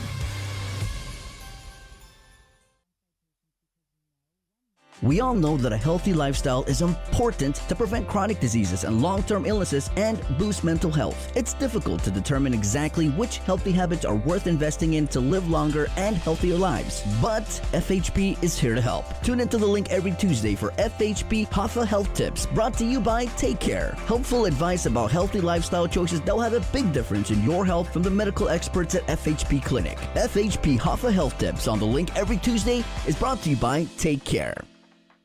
Half a day. This is Governor Lou Leon Guerrero. If you're struggling to pay rent and utilities because of the pandemic, your government can help. Our Emergency Rental Assistance Program provides direct relief to you. To date, over $6.9 million has helped over 1,500 households.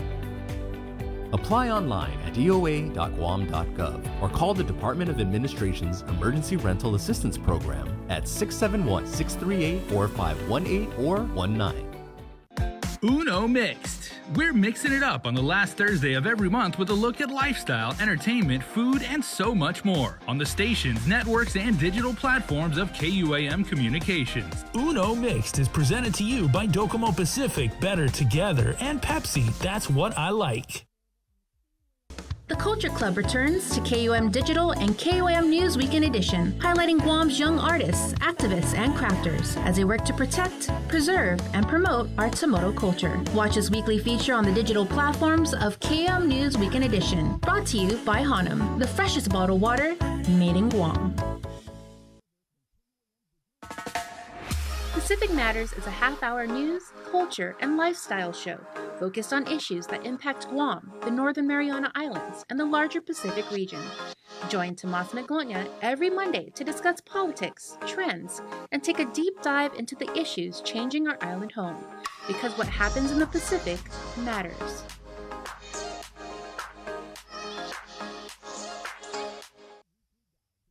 KUAM's multi-platform morning show, The Link, just got a little more delicious with Feed Me Fridays. Chris, Sabrina, Jason, and the rest of the morning crew will take some time off each Friday to talk, taste, and tempt you with all the latest and greatest food and drinks on Guam. Old faves, new hits, and everything else we can put in our bellies. It's Feed Me Fridays on The Link, brought to you by King's Restaurants, Ruby Tuesday Guam, and Devondale. Real milk from free grazing cows. This season, KUAM Communications is ready to go with more games, more championships, and more sports specials guaranteed to bring out the fan in you. Don't miss a minute of gameplay from NBC on KUAM TV8 or from CBS on KUAM TV11. We're bringing you all the action and excitement brought to you locally by Marianas Irrigation and Landscape and Docomo Pacific.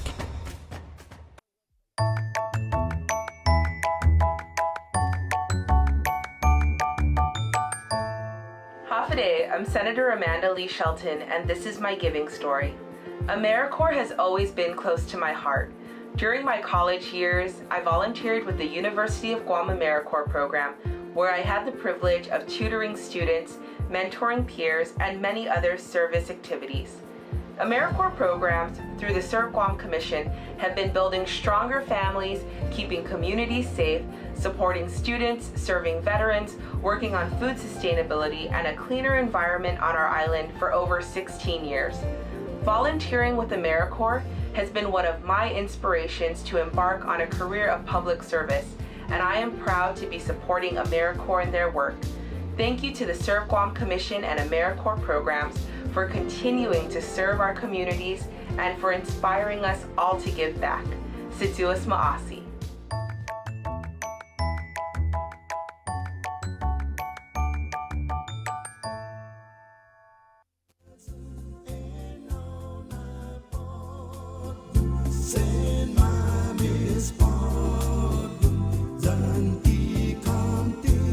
Morning, morning, morning. It is 9/11, Monday, December 13. Pacific Points. Gobble Enterprises, IT&E, and Jack in the Box. Hey, good morning. Miss Maria Pangilinan of the Guam Election Commission joins us now in the KUAM News Link Zoom room. Good morning, Miss Maria. Half a day, Chris. How are you? Malik, we're getting settled into our office, or I think we're settled in already. I don't know how settled you are when I'm looking at a bunch of boxes behind you. Almost. Almost, not Almost. yet. Got it. Almost. And then, so what is the? Is there like a protocol? Can people go to the election commission now? What are the rules? Yes, people can come and visit us. We have set up the office so that if there's an overflow, there are seats outside for people to sit and wait. What we're doing now is probably Chris, we're already preparing for 2022. No way. Yeah. So with regard to our customers, we are encourage them please to register to vote. Most of our new registrants are coming out of the Division of Motor Vehicle. They really started online driver's license renewal. Mm-hmm. And so we're getting the bulk still from them. Like in November, our voter rolls increased by 232. You mean last month, Miss Maria? Yes, in November. Wow. Yes, in November, it increased by 232. Of the 232, most of them came from DMV. We received 273 new voters from DMV, but unfortunately, we've had to take some voters off. We receive a list from Department of Public Health, so our deceased voters are purged every month based on the list from Public Health. We're doing that.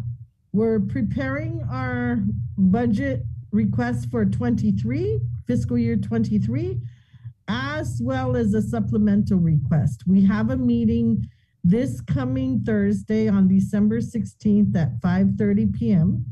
It's a face-to-face meeting. People are invited to come, but we have limited space, and it'll be also live streamed. And the link will be on our website, and that's 5:30 December 16th from our office.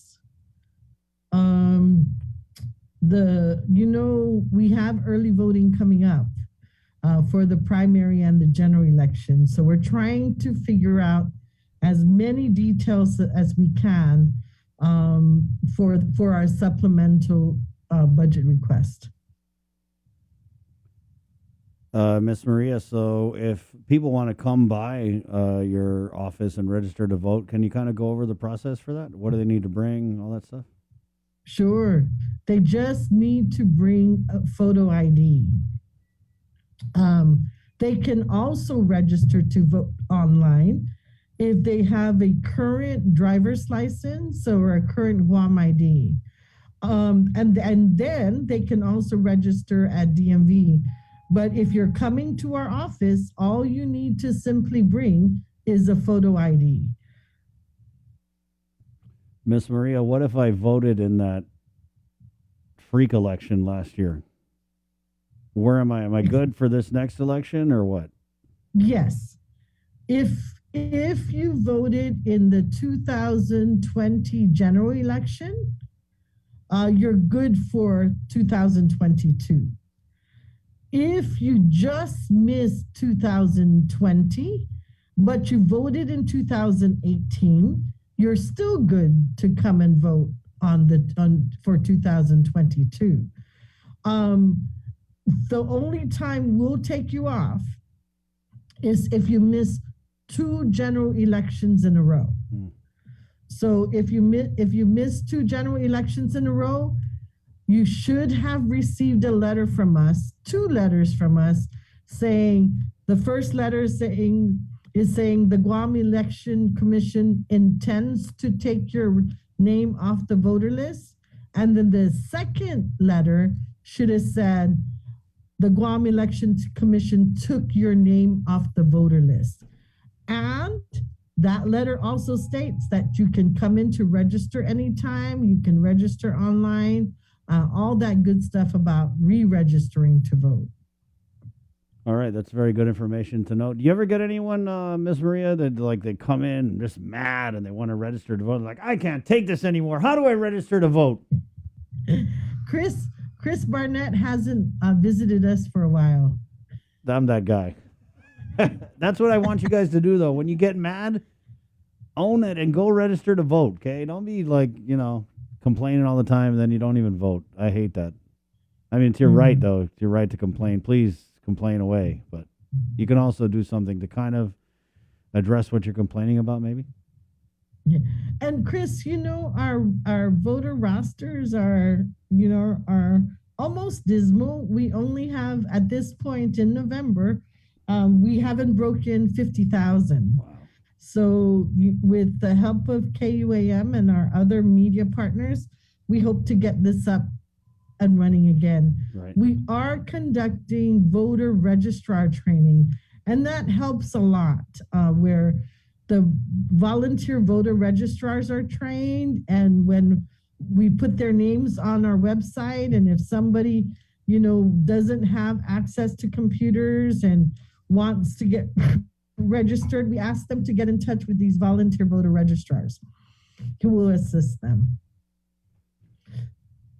I'm just going to tell you guys, with the low number on the rolls right now, the people who really voted in the last election were the political people, because they had, something to gain or lose. And they were like, oh, there's a pandemic. I don't care. We're going out there. We got to cast these votes. So that's why it's important for everybody who's not part of this. You're not whatever with a camp or a candidate. It's on you guys, us, to go out and register to vote, because if you don't, the election next year will be easily swayable, right? Some people talked about that in the last election, Miss Maria. They said only the people who have a stake in the game are going to go out there in the midst of the pandemic and cast their ballot. And so just my people out there, go register to vote, okay? And next year, it's going to be a big election. It's going to be huge, actually.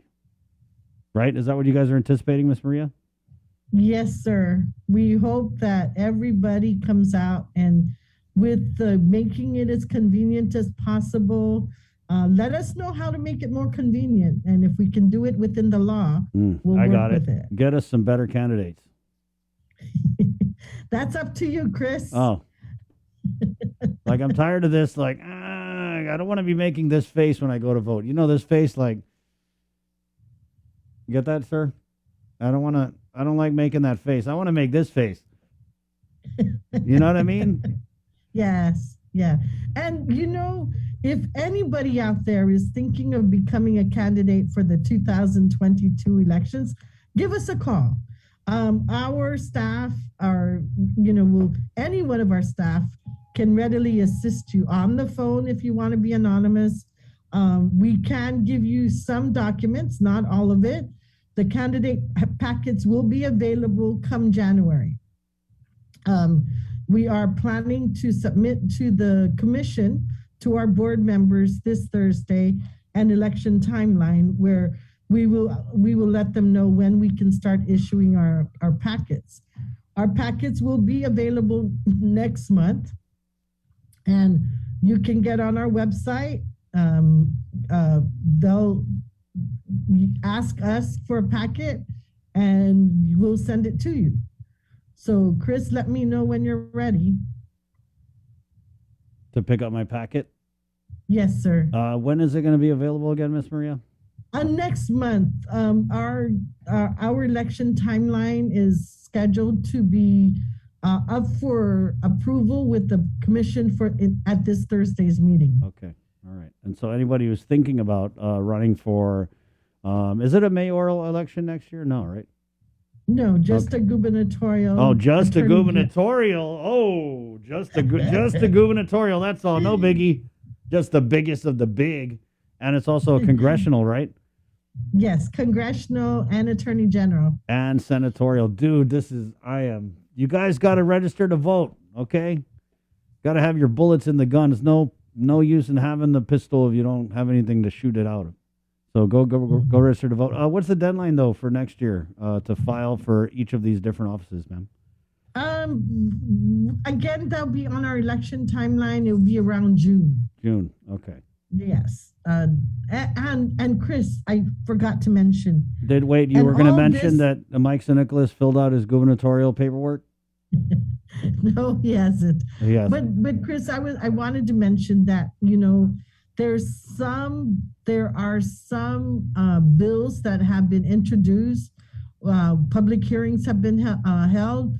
So our election timeline may change if the law changes. So I think one of the bills is to move up the primary election. So that's why we're hurrying up and trying to get ready for whatever comes our way. All right, Miss Maria, we did have a comment about running as an independent. What do you got to do to run as an independent? Well, you've got to make it through the primary, and there's a threshold of how many votes you have to garner in the primary. Can we just go back? I'm sorry. So if, let's say, Joe Sir is going to run as an independent, his name will be placed on the ballot as an independent in the primary? Yes. Okay. So it'll be like Republican or Democrat or whatever, and then it'll be like Joe Sir, independent. Correct. And then he needs to garner a certain amount of votes. Is it just a plain certain amount of votes, or is it a percentage of the total votes cast? A percentage of the votes. Do you know offhand what is it like? No, I don't. And then what happens is, if we remember the primary election, you can only vote Democrat, or you can only vote Republican, or you can only vote independent if there's an independent candidate. But I want to say, I'm sorry, I better not say. I'll give you guys that information at a later time. So it definitely sounds like running as an independent is way harder than running as one of these party-crats.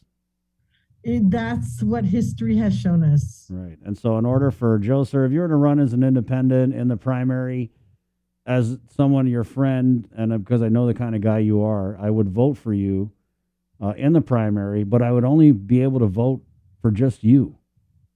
So you got to be like a really good candidate. You got to be mad good. You know what I mean? In order for me to vote for just you, because I could vote for these other clowns on both sides, but then I wouldn't be able to vote for you. But then it takes a lot of people like me who would cast that one vote just for you so that you can go on to the general election. So it kind of sounds pretty impossible, Miss Maria. You know, the law dictates how the election is run. And that's how it is at this point in time. Right. And so you're telling me that the laws are made by, who are the laws made by? Oh, wait, they're made by the people in the parties, the senators, the Democrats, and the Republicans. So they make the laws. So in order for them to make a law, they would have to kind of like shoot themselves in the foot, because they would be making a law that would allow for someone like Joe Sir to get the votes that they would normally. So it's actually self-interest and self-preservation that's keeping these political parties from allowing people to run as an independent, because I think that's part of the problem, is that this whole party system, it's like you either got to kiss Lou's ring or you got to kiss the Republicans' ring or whatever to just even get your hat in the ring, when in reality, you should be able to walk right into the boxing ring with everybody else, have the same boxing gloves, the same fair chance that everyone has. But it's 2021, and we're still talking about independents being able to run. So thank you, Miss Maria. You're very welcome. Anything else in closing you want to throw out here? Well, let's get all our KUAM listeners to register to vote. Let's get all of Guam registered to vote. That would be great. And besides getting registered to vote, make sure you vote. Yes, Come- please. Yes, make God, sure you vote. don't go register to vote and then forget. Or so, what is the percentage of people who are registered to vote versus those who actually vote? Like, I don't know. I mean, last election's kind of a weird one. So, do you have any? Like, is there just a? So before 2020, I think we were at 68% in 2018. So we want to get it up to past 70% again. Get it up and rolling for, that's what we want to do. Guam prides itself in having high voter turnout. We want to keep that, and we want it to go beyond the 68%. How does that compare nationally, Miss Maria? Nationally, we do really well. When it's a presidential, some things to consider when we compare ourselves nationally. In the presidential elections, they do really well in America. And then one of the other things we need to think about is in some states and in some counties, they have lots more elections than we do. So when they have when they have an initiative or when they have a school board, election, the voter turnout is very low. What I think is going on in some of the states is they're consolidating their elections. So they'll be only biannual like we have. And they don't have that many elections. Their voter turnouts will be much, much greater. Before I let you go, Miss Maria, I was kidding about that Mike Nicholas thing earlier, but no one has filed any like gubernatorial paperwork or anything since the last time we talked. No one has filed. No new one has filed. And the deadline for that is also in June? Yes. Okay. Same time. Okay. So, guys, Guam Election Commission is officially open for business. They got a new office. It's in I don't know the address, but it's the Circle Building by Oka. Right, Jay? Do you know it? Jay's very familiar with the building. Isn't the official name like the Tamuning? Oka Building. Oka Building. It's Oka Building on 241 Fahrenheit Avenue. And I'm seeing some stuff on social media. People are saying, kind of like crassly, the place where Manpower used to be. Yeah, that was Jason who was saying that. Yeah. You guys. Yes, it's where Club Manpower used to be. You guys sanitized everything in there. You don't want to be touching too much. Our landlord did, and we did too. All when right, we came there you in. go. Okay. Thank you, Miss Maria. So, guys, go by the Election Commission. They're open. You don't need an appointment. Go register to vote. Arm yourselves and get ready for next year. It's a good Christmas present to yourself. Jesus Masi, guys. Thank Merry you, Miss Christmas, Maria. Maria. Merry Christmas. Oh. Right on. Thank you, Miss Maria. Good people down there.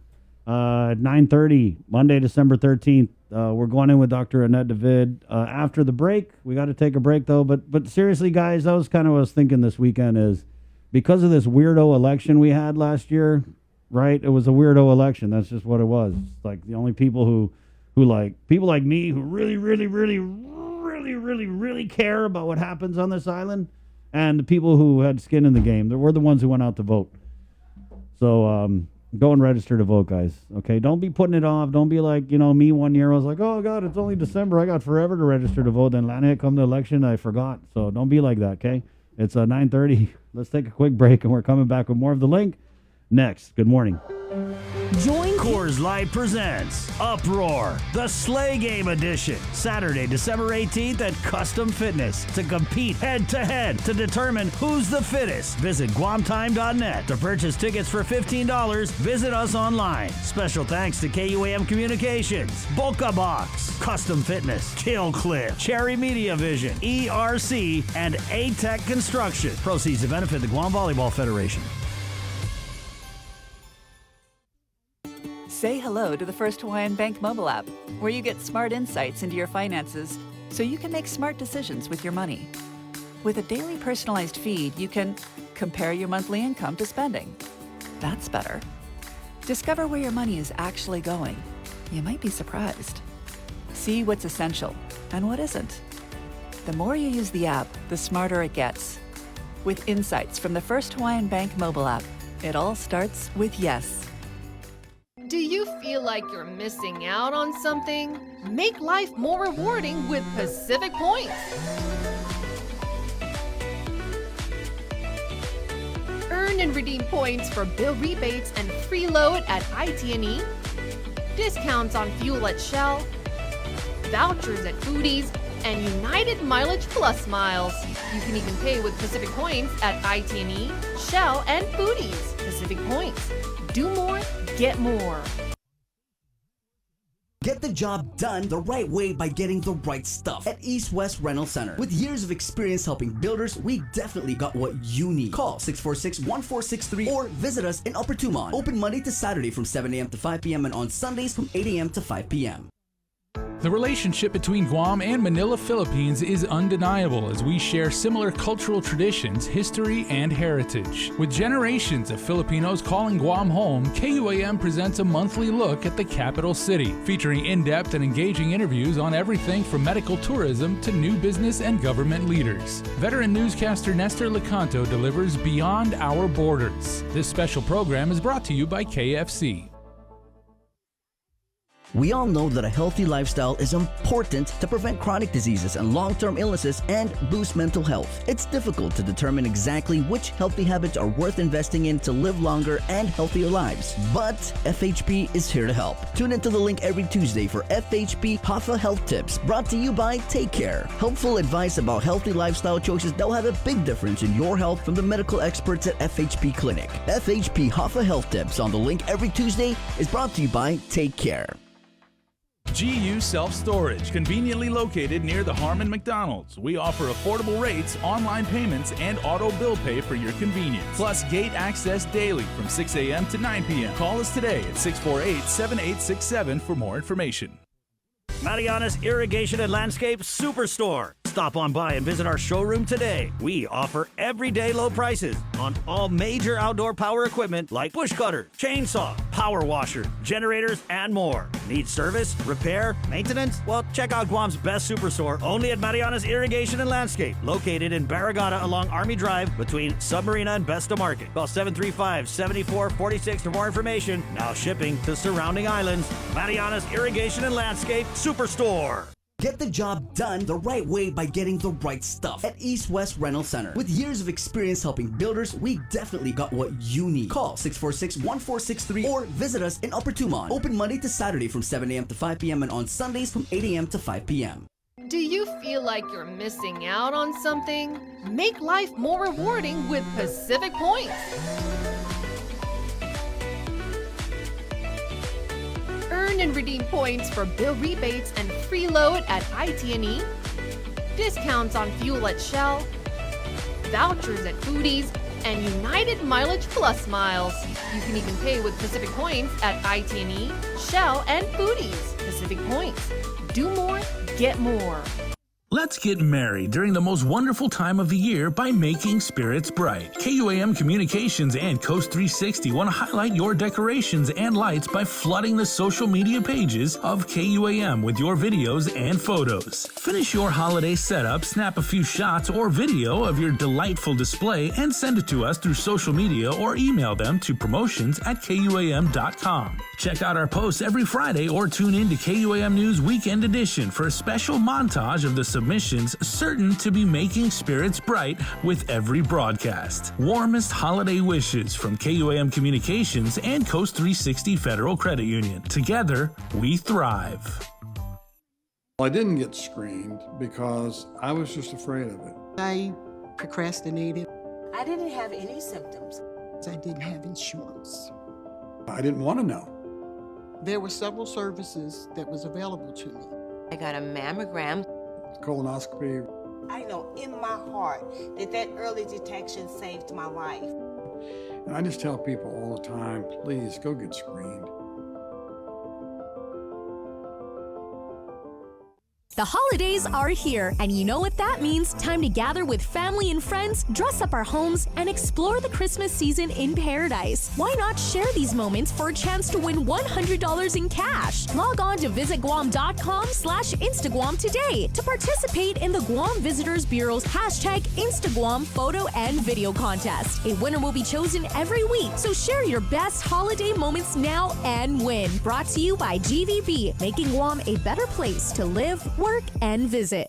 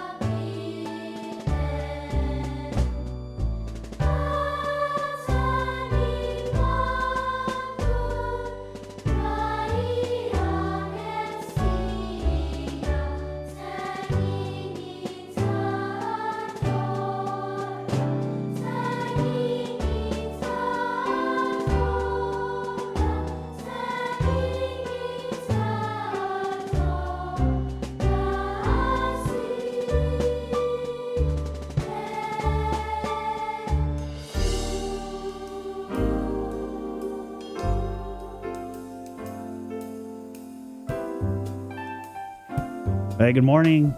Never Gets Old, St. Francis Children's Choir. They're all grown up now, though. Yeah, the song never gets old, but they've aged quite a bit. How old are they now, Jay? Did you do the math on They that? would be like around, I want to say, because that came out in 1997. Really? 97? And if they were elementary school kids, so you figure the high-end elementary school kids, they would be Jay fifth does the grade. math around here, guys. So, yeah, and if they were in the 5th grade, they'd be, what, 11? So, yeah, so they'd be in their mid-30s right now. Wow. So those kids that made that beautiful song, you know, the choir from St. Francis, now they got mortgages. Right, yeah. And then when this plays and they're driving to the car, the kids, the dad's like, hey, that's your dad in there. Oh, you sound so funny. 9:38, Dr. Annette David of the Epidemiology Working Group in the KUAM News Link Zoom room. Good morning, Doc. Hey, good morning, Chris. Hi, Jason. Good morning. Good to see you. Happy holidays. I know that you just did Same to both of you. You did a big presentation on Thursday with the public health. They do a weekly thing, but then on Friday was the GDOE town hall on child vaccination. So can we just get your unpacking of that, Doc? Of the town hall, I think the message remains the same, especially with this new Omicron variant. It's really important to broaden access even more to all segments of society. And right now, if we look at who hasn't yet been vaccinated, it's the 5 to 11 because the vaccines have just recently been authorized for them. And so how can we make it easier for parents to get their children 5 to 11 vaccinated? One way is to offer it in schools. So it's not a mandate, and I think that's very important. Public health has been emphasizing this. There is no mandate. Parents still will have to make that decision for their children. But if they do want to get their children vaccinated, let's make it easy for them and make it available in the schools where the children already are. What were some of the questions? Because I'm sure, you know, like given that it was a public forum, Doc, that that tended to bubble up most frequently. Well, a lot of concerns about vaccine effects, and I think also stemming from some misconceptions about vaccine efficacy and safety. Many of the comments were not, in fact, related to vaccination, so that was a little bit off tangent. But there was also one GDOE lady who shared how her experience with her own child and how really her child really had only very minor effects. But then there were some other parents who were skeptical, which I think, you know, that's par for the course. We expect that. And there will be parents who will decide not to protect their children. But again, for those that do want their children protected at the best possible level of protection, we should make it easy for them. Is it a struggle, Doc, when you're sitting in these, town halls, and obviously the subject is kid vaccination, but then you get these people who come in and they want to talk about the lockdowns, or they want to talk about, just pandemic conspiracies and stuff. How much does that kind of stuff slow up getting that real information? And because the way I look at it, it's like if the information is a pool with the water standing still, people come with these concerns that aren't necessarily related to the topic, and it's like cannonballing into that pool, and it just causes so many waves and nice analogy, splashes, right? And then people are confused. Tsunami. A tsunami. Whoa. That's a more Well, accurate because it description. makes life exciting, that's for sure. It's never a dull moment with all of the town halls. But I like to say that for this pandemic, we really need more than one vaccine. We need 3 vaccines. We need a vaccine for the virus. We need a vaccine for health inequity. And that's what offering vaccinations in school is about. It's trying to close the gap between the haves and the have-nots. But we also need a 3rd vaccine, and that's a vaccine against misinformation. And I really wished someone would come up with a vaccine for that. Well, newsflash, there will never be a vaccine for that. Yeah. So how do you kind of combat that, Doc? Because a lot of times the voices of misinformation are much louder than the voices of, let's say, Dr. Annette David. Well, you just never give up, right? You stay on the message and you never give up. But you also, I think in health communication, one of the key principles is you have to know your audience, and your audience is very different. I'm sure you guys are so familiar with audience segmentation, right? There's different parts of the population, and each one responds in different ways. So you just have to know who your audiences are, and you kind of frame your messages appropriately to them. But you stay on message, and that's the key. And you never give up. It's an ongoing thing. Well, given that, Doc, and I can appreciate that, because it seems like you're maybe taking more of a traditional, a marketing science approach. And I know several of your colleagues said back when the pandemic was started, they said, it's our job to give people the right information. We're not trying to proselytize, like you said, or, get people on our way of thinking. We want to give them the best information they can and let them make an informed decision for their family. But it seems now like a lot of people in your line of work and a lot of physicians are like, we have to kind of understand where these people are coming from and, understand their mentality, so that we might be able to structure the message better. Yeah, well, it's important to know where people are coming from, because not all of them share the same concerns. What concerns one may be different from the other, and you have to be able to address all of those, I think, as an effective health professional, so that the correct information can come across. So, some people are concerned about safety. Other people are concerned about cost or convenience. And so it's not one size fits all. And health is very much about communications too. So I have to say, we appreciate all of you in the media for helping with pushing the messages out too. And I have to say thank you to all of you. Well, we got the easy part, and you're welcome. You guys, like you said, the marshaling of the messages, falls on your shoulders. So, thank you guys for maintaining. But given that, you said you're trying to, understand where people are coming from and everything, when that meeting wrapped and the Zoom call, before it broke, obviously we're not going to know the efficacy, if you will, of that talk until we actually see the hard numbers of how many people additionally went on and got vaccinated. But did you have a sense of maybe the pulse of the audience and everything like that, if they felt differently than when they came in after the information was presented? Yeah, this is my personal take on it. Okay, so this is not an official thing or anything, sure. But I think we also have to accept that there will always be a segment of the population who will never listen, who will never change their minds, and there will be a certain percentage in our island who will never be convinced of vaccination. And you just have to respect. I guess it's about mutual respect, right? If someone just won't change their mind, you just kind of respect them, but hope also that they're taking other steps, the layering protections of masking and social distancing to protect themselves and their families. It's sad, but you have to deal with that right, too. Yeah, Doc, and just to kind of expand on what you're saying, so you're right. I mean, you just hope that the people who just for whatever reason. And I could again, even though I've got 3 shots, I've got the 2-shot vaccine series, and I've also been boosted. Even though I got all that in me, I still respect greatly anyone who just doesn't want to take the vaccine. But the layering approach is what gets me, man. I mean, it's one thing if you don't want to do it, that's fine, right? But in a community setting, whether it's an event or whatever, if you have a mask mandate and you choose not to get the vaccine, then I would just say, like, be mindful of that and do the other things. Right, so in a perfect world, Doc, if we have whatever you want to call it, 6, 7, 8, 9, 10% of the population is just never going to take the vaccine for whatever reason.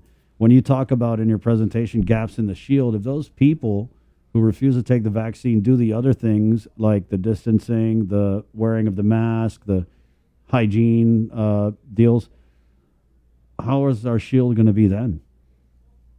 Well, it's not going to be a perfect shield still, because the layering mechanisms, masking and ventilation and all that, are not foolproof. Neither is the vaccine. So you really want as many combinations of all of these interventions as possible to maximize your protection. Dr. Mike Cruz, he puts it in a very interesting way. He says we need to stop talking about fully vaccinated and start talking about fully protected, because especially with the data with Omicron, the 2-dose vaccine isn't giving you as much protection with this new mutant, and you actually need the booster. So he says, let's talk about who is fully protected rather than just fully vaccinated. And that's another important message that's really emerging with all of these new mutations coming out, is boosting is so critical. So I was just sharing with the governor and the team earlier at the briefing. There's a new epidemiologic paper that just came out of the UK from Britain, where Omicron has started to take off. And what they found was that people with 2 doses of the AstraZeneca, which we don't have here in the US, but which they use in the UK, 0 protection against Omicron. 2 doses of the Pfizer, 34% protection. So not very high. But if you had the Pfizer 2 doses and the booster, it was a 75% protection. So the boosting really ups your protection quite a bit. But the other thing that the data tell me is it's only 75% protection. And so all the other things, the masking, the social distancing, the hand washing, the ventilation, those are still very important to cover that 25% gap in protection. And I think that's the why more levels, the better. Yeah, there's levels to it. But I think, again, that's why I think people with the term vaccine in their mind, they're expecting, 99, 100%. Right? But it is what it is. I mean, I get it, Doc, but I'm just saying that these types of things, they add fuel to these non-believers, if you will. Yeah, I think also people get confused about the purpose of the vaccination. The vaccination trials were never created to prevent transmission. What they were looking at was severe disease. So there's different endpoints. Do you prevent infection? Do you prevent severe disease? Do you prevent death? And the vaccines were really created to prevent severe disease and death, because if you think about it, what's the crisis that comes from this? It's when everyone floods the hospitals, like what's happening in Michigan right now and starting to happen in some of the other northeastern states. It's when you have too many people who are severely ill and come into the hospital at the same time. And so your health system infrastructure crashes. And that's the emergency. That's what you want to avoid. I suspect what's going to happen over time is, and as I was saying, look at it from the virus's perspective, right? For the virus, it needs the host to survive. So a really efficient virus shouldn't kill the host. And I think what we're going to see as all of these mutations happen, this sort of evolutionary pressure, an efficient virus infects very easily, but it keeps the host alive. And I suspect that's what we're going to see more and more. As the virus becomes efficient, it will cause much more infections, but milder disease. So I'm hoping that that's what it turns out to be. That's very interesting. So if we look at it almost like a parasite and less is like a virus, right? Exactly. Yeah. Right. Oh, I mean, you gotta see it from the virus's perspective, right? Yeah. And its purpose is for it to survive as a species. And it can't survive on its own. That's what the virus is. It's an incomplete organism. It needs to take over a host's reproductive mechanism to create more copies of itself. So if it kills the host, it kills itself. Right. So that's not a very smart virus, right? So I think that's what we're going to see as more of these mutations come out. Doc, in talking about that, right, and then I think it was Dr. Hoa, and then I want to say even Dr. Berg had kind of talked about the South Africa demographic and how it's a younger demographic, and what we're hearing preliminarily about the Omicron is that it's more transmissible than Delta, but maybe not as severe. We hope. We hope, right. We hope, but we don't know yet. Exactly, we don't know yet. So what I wanted to ask was, given our population, I mean, it's no secret, it's been laid bare that our population suffers from, a plethora of pre-existing comorbidities that, red flag you to do terribly against COVID. So even though, like you said, we just don't know how severe the illness is with Omicron, do you think that we should still kind of be preparing a little more? Absolutely. We're not out of the woods yet. And what got us into trouble with Delta was we relaxed and became less vigilant. And we can't afford to do that still. I think until the whole world gives the all clear signal that the pandemic is truly over, until we get to that point, we should remain vigilant. And really, Chris, Jason, it's really back to basics, right? There's nothing esoteric about what we have to do. It's simple common sense. It's the distancing and the masking and the hand hygiene, and then the vaccinations and boosters. So I think if we just remember and stick to those core preventive measures, we will be doing ourselves and our island a big favor, especially as we go to the holidays. We don't really want to go to the holidays sick. We want everyone healthy so we can celebrate and gather. Well, Doc, from what we know of the virus, I mean, we're about how many shopping days till Christmas, Jay?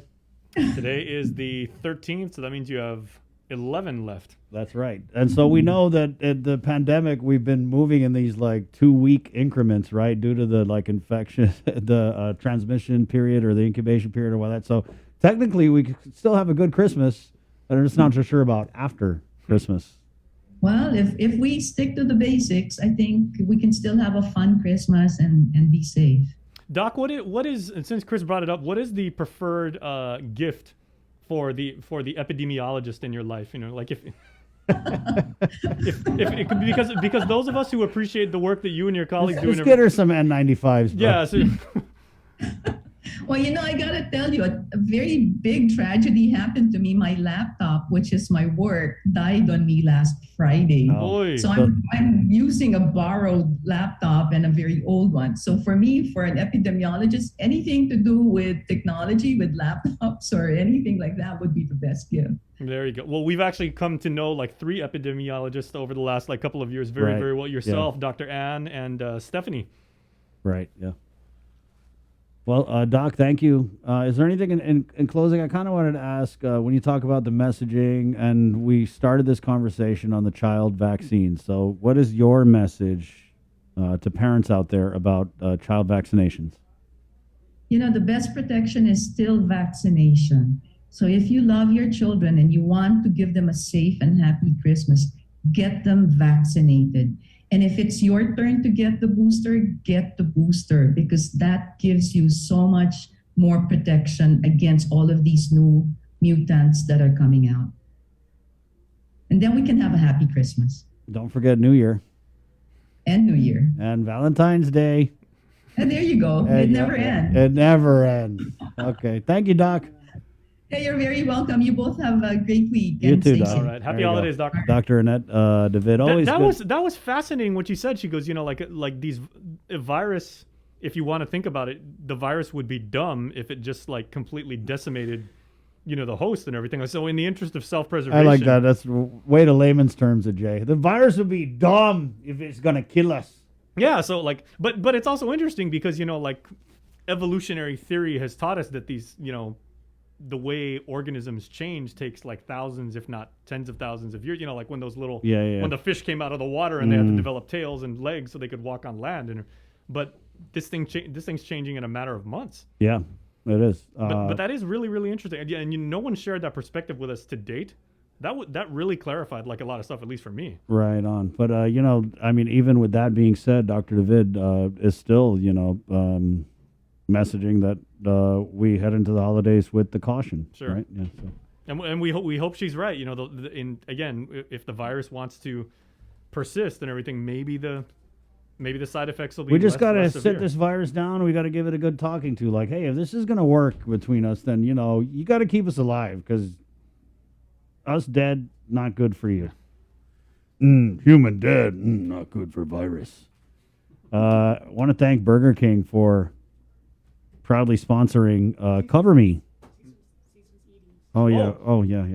Which we're going to get to in just a sec. But first, let's go ahead and do this season's eatings. Okay, this is a segment of Jay. Yeah, so last Friday, you might remember Glenn Lujan, who's been a member of the Ling family since day one. Amen. He's hosting his own podcast right now, Hafa de Zu, where he and Josh and Augustine, they cover LGBTQ plus issues and lifestyle on our island. He came by and gifted us this amazing Hawaiian delight cake that he happily makes, and he's teaching his nephews and family members how to make it. And so thanks to overwhelming demand by you guys out there about how exactly to make this, Glenn is now going to share his recipe with you to make Hawaiian delight. So enjoy.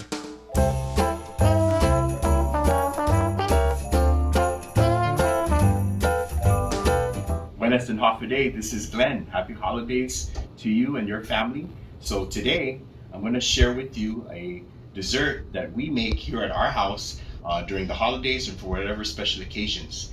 And it is called Hawaiian Delight, or we usually call it Hawaiian Wedding Cake. So for the ingredients that you need are your basic yellow cake mix, Cool Whip, coconut flakes, cream cheese, crushed pineapple, and one more, vanilla pudding. So for the first step, it's real quick and easy. Just follow the cake mix to its the basic recipe in the box. Follow directions on the box, and once you cook it and bake it, at the same time you want to drain your crushed pineapple, and you want to have softened cream cheese ready.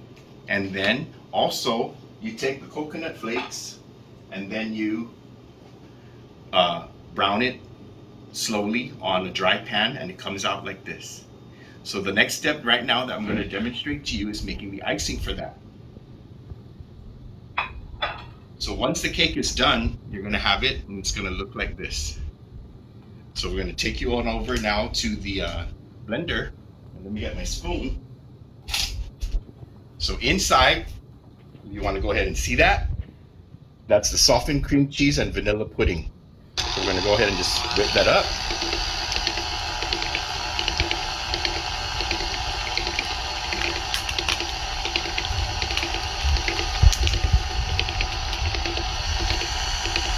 Okay, so once that's whipped to a certain consistency, as you can see there, we're going to add in our Cool Whip. Real quick and easy. This is about a 16 ounce tub of Cool Whip, so all you need is half of that. So that'll be about 8 ounces. And then we're going to go ahead and just mix it again.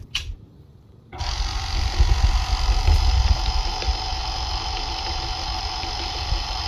and whip it up a little bit.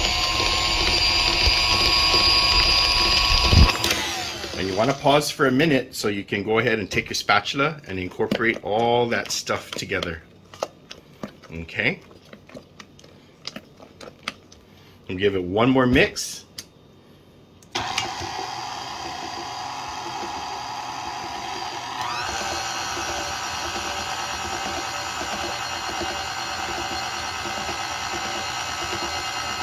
Okay, so once that's done, we're going to go ahead and take it out of the mixer. And then we're going to give it another stir. Fold that in real quick. There you go. And then now we're ready to put our dessert together. So here we go. So basically you have your cake. Go ahead and spread the icing over it.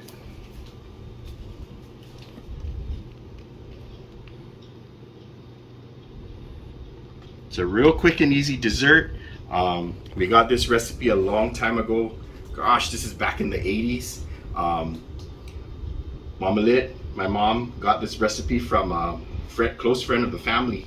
From what I remember, her name is Judge Catherine Merriman. Yeah, she's a very well-known person, and you know, we all know her from the judiciary system, but she's a close friend to our Lujan family, and she shared this dessert with Mama Lit, and Mom has always enjoyed making this recipe. And you know, when you cook and make recipes from your loved ones, you know, it also brings back memories that you have of them. So we already have the icing spread out, as you can see, and then the next step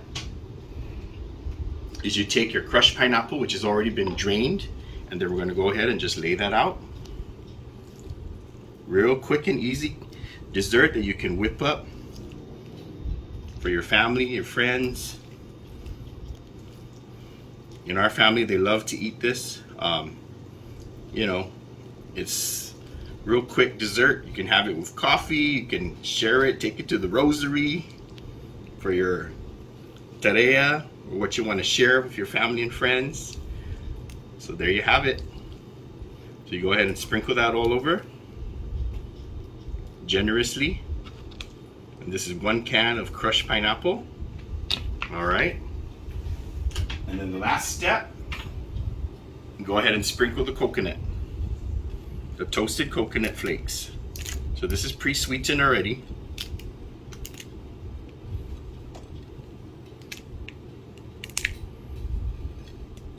So we're gonna go ahead and try this out.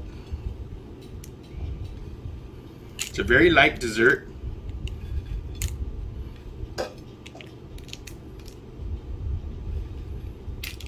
And there you have it.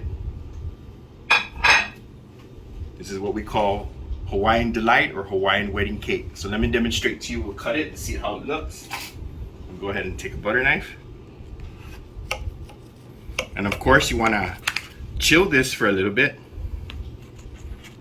Let me show you cross section. We got a plate.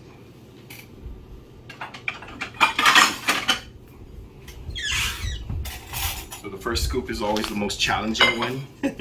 So here we go. Oh yeah. This is how it looks. There you have it.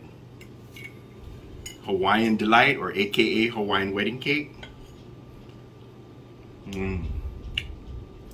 It's not too sweet. Just the right amount of sweetness and flavor from the crushed pineapple and the toasted coconut. And icing too is not too heavy, it's just light. So there it is, everyone. Hawaiian Wedding Cake. Hope you enjoy it. Try out this recipe at your home and for the holidays. And thank you once again for joining me in my kitchen. This is Glenn Lujan. Take care, everyone, and peace.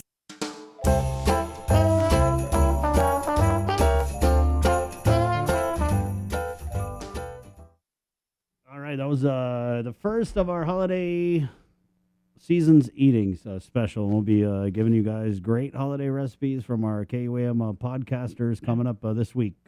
Please make that at home, because trust us. I mean, we wish. Yeah, there make was it and bring it to us. Yeah, we wish there was like Smell-O-Vision or Taste-O-Vision, but until then, How you about can make it at Cake-O-Vision? home. Huh? Cake-O-Vision. Cake-O-Vision. Yeah, Yep. it was really, really good. You have 4 people in the room who can vouch for that. Very delicious. Burger King, proud to present Cover Me. Okay, guys, give the gift of taste. The ultimate stocking stuffer. BK gift certificates. Available in $20 books, guys. Guys, do you know anyone around here who loves putting a Whopper in their mouth? Me. Yep, me too. Sign me up. Okay, so Available now? It's available now. You Because I'm going there for lunch, actually. I'm gonna You pick some can. up. Well, Jay, you know what? When you go there for lunch, go there today, but go on Wednesday too. I'm gonna give you a little hack. Go on Wednesday. Okay, it's what we call Whopper Wednesday. Might have heard about it. Google it. On Wednesdays, you go to Burger King. There's a certain phrase I have to utter as I Yeah, understand. but you gotta buy a Whopper and then you utter this phrase. I love the Whopper, just like that. Make it like you're gonna get that rattle, and they're gonna give you another Whopper for Christmas. celebrating Christmas. Whopper Wednesday is back. I love the Whopper. And cover me this morning, Jay. Who we got here? This is a classic one. We actually pulled this from a local music mashup. Okay. Which shows on Thursdays, the first 3 Thursdays of the month on all of our social media properties. So here's a performance that you guys really, really like. It's our friend Steve from Porky's.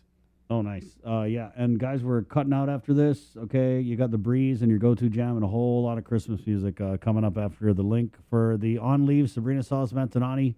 My name is Chris. I'm Jason. Shoot. Esta. Cover me. Burger King, also brought to you in part by Docomo Pacific.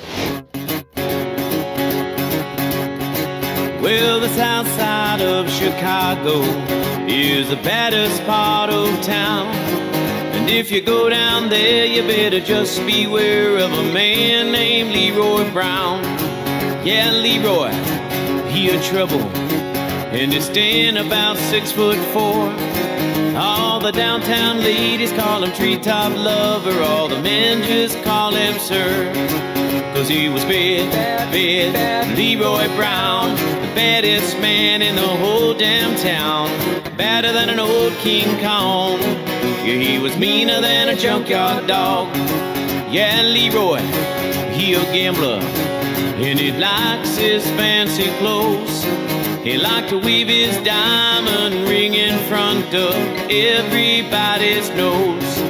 He got a custom Continental, he got an Eldorado too. He got a 32 gun in his pocket for fun and a razor in his shoe. 'Cause he was bad Leroy Brown, the baddest man in the whole damn town. Badder than an old King Kong. Yeah, he was meaner than a junkyard dog. Come on, man, what you got?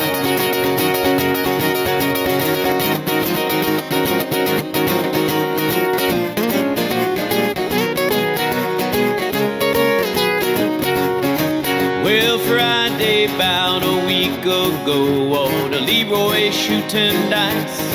And at the end of the bar sat a girl named Doris, and ooh, that girl looked nice. Well, he made his way on over there, and the trouble soon began. You see, Leroy Brown had learned a lesson by messing with the wife of a jealous man. 'Cause he was bad Leroy Brown, the baddest man in the whole damn town. Badder than an old King Kong. Yeah, he was meaner than a junkyard dog. Well, the two men started fighting, and when they pulled them from the floor, you see Leroy Brown looked like a jigsaw puzzle with a couple of pieces gone. Yeah, he was bad Leroy Brown, the baddest man in the whole damn town. Badder than an old King Kong. Yeah, he was meaner than a junkyard dog. Said he was better than an old King Kong. He was meaner than a junkyard dog.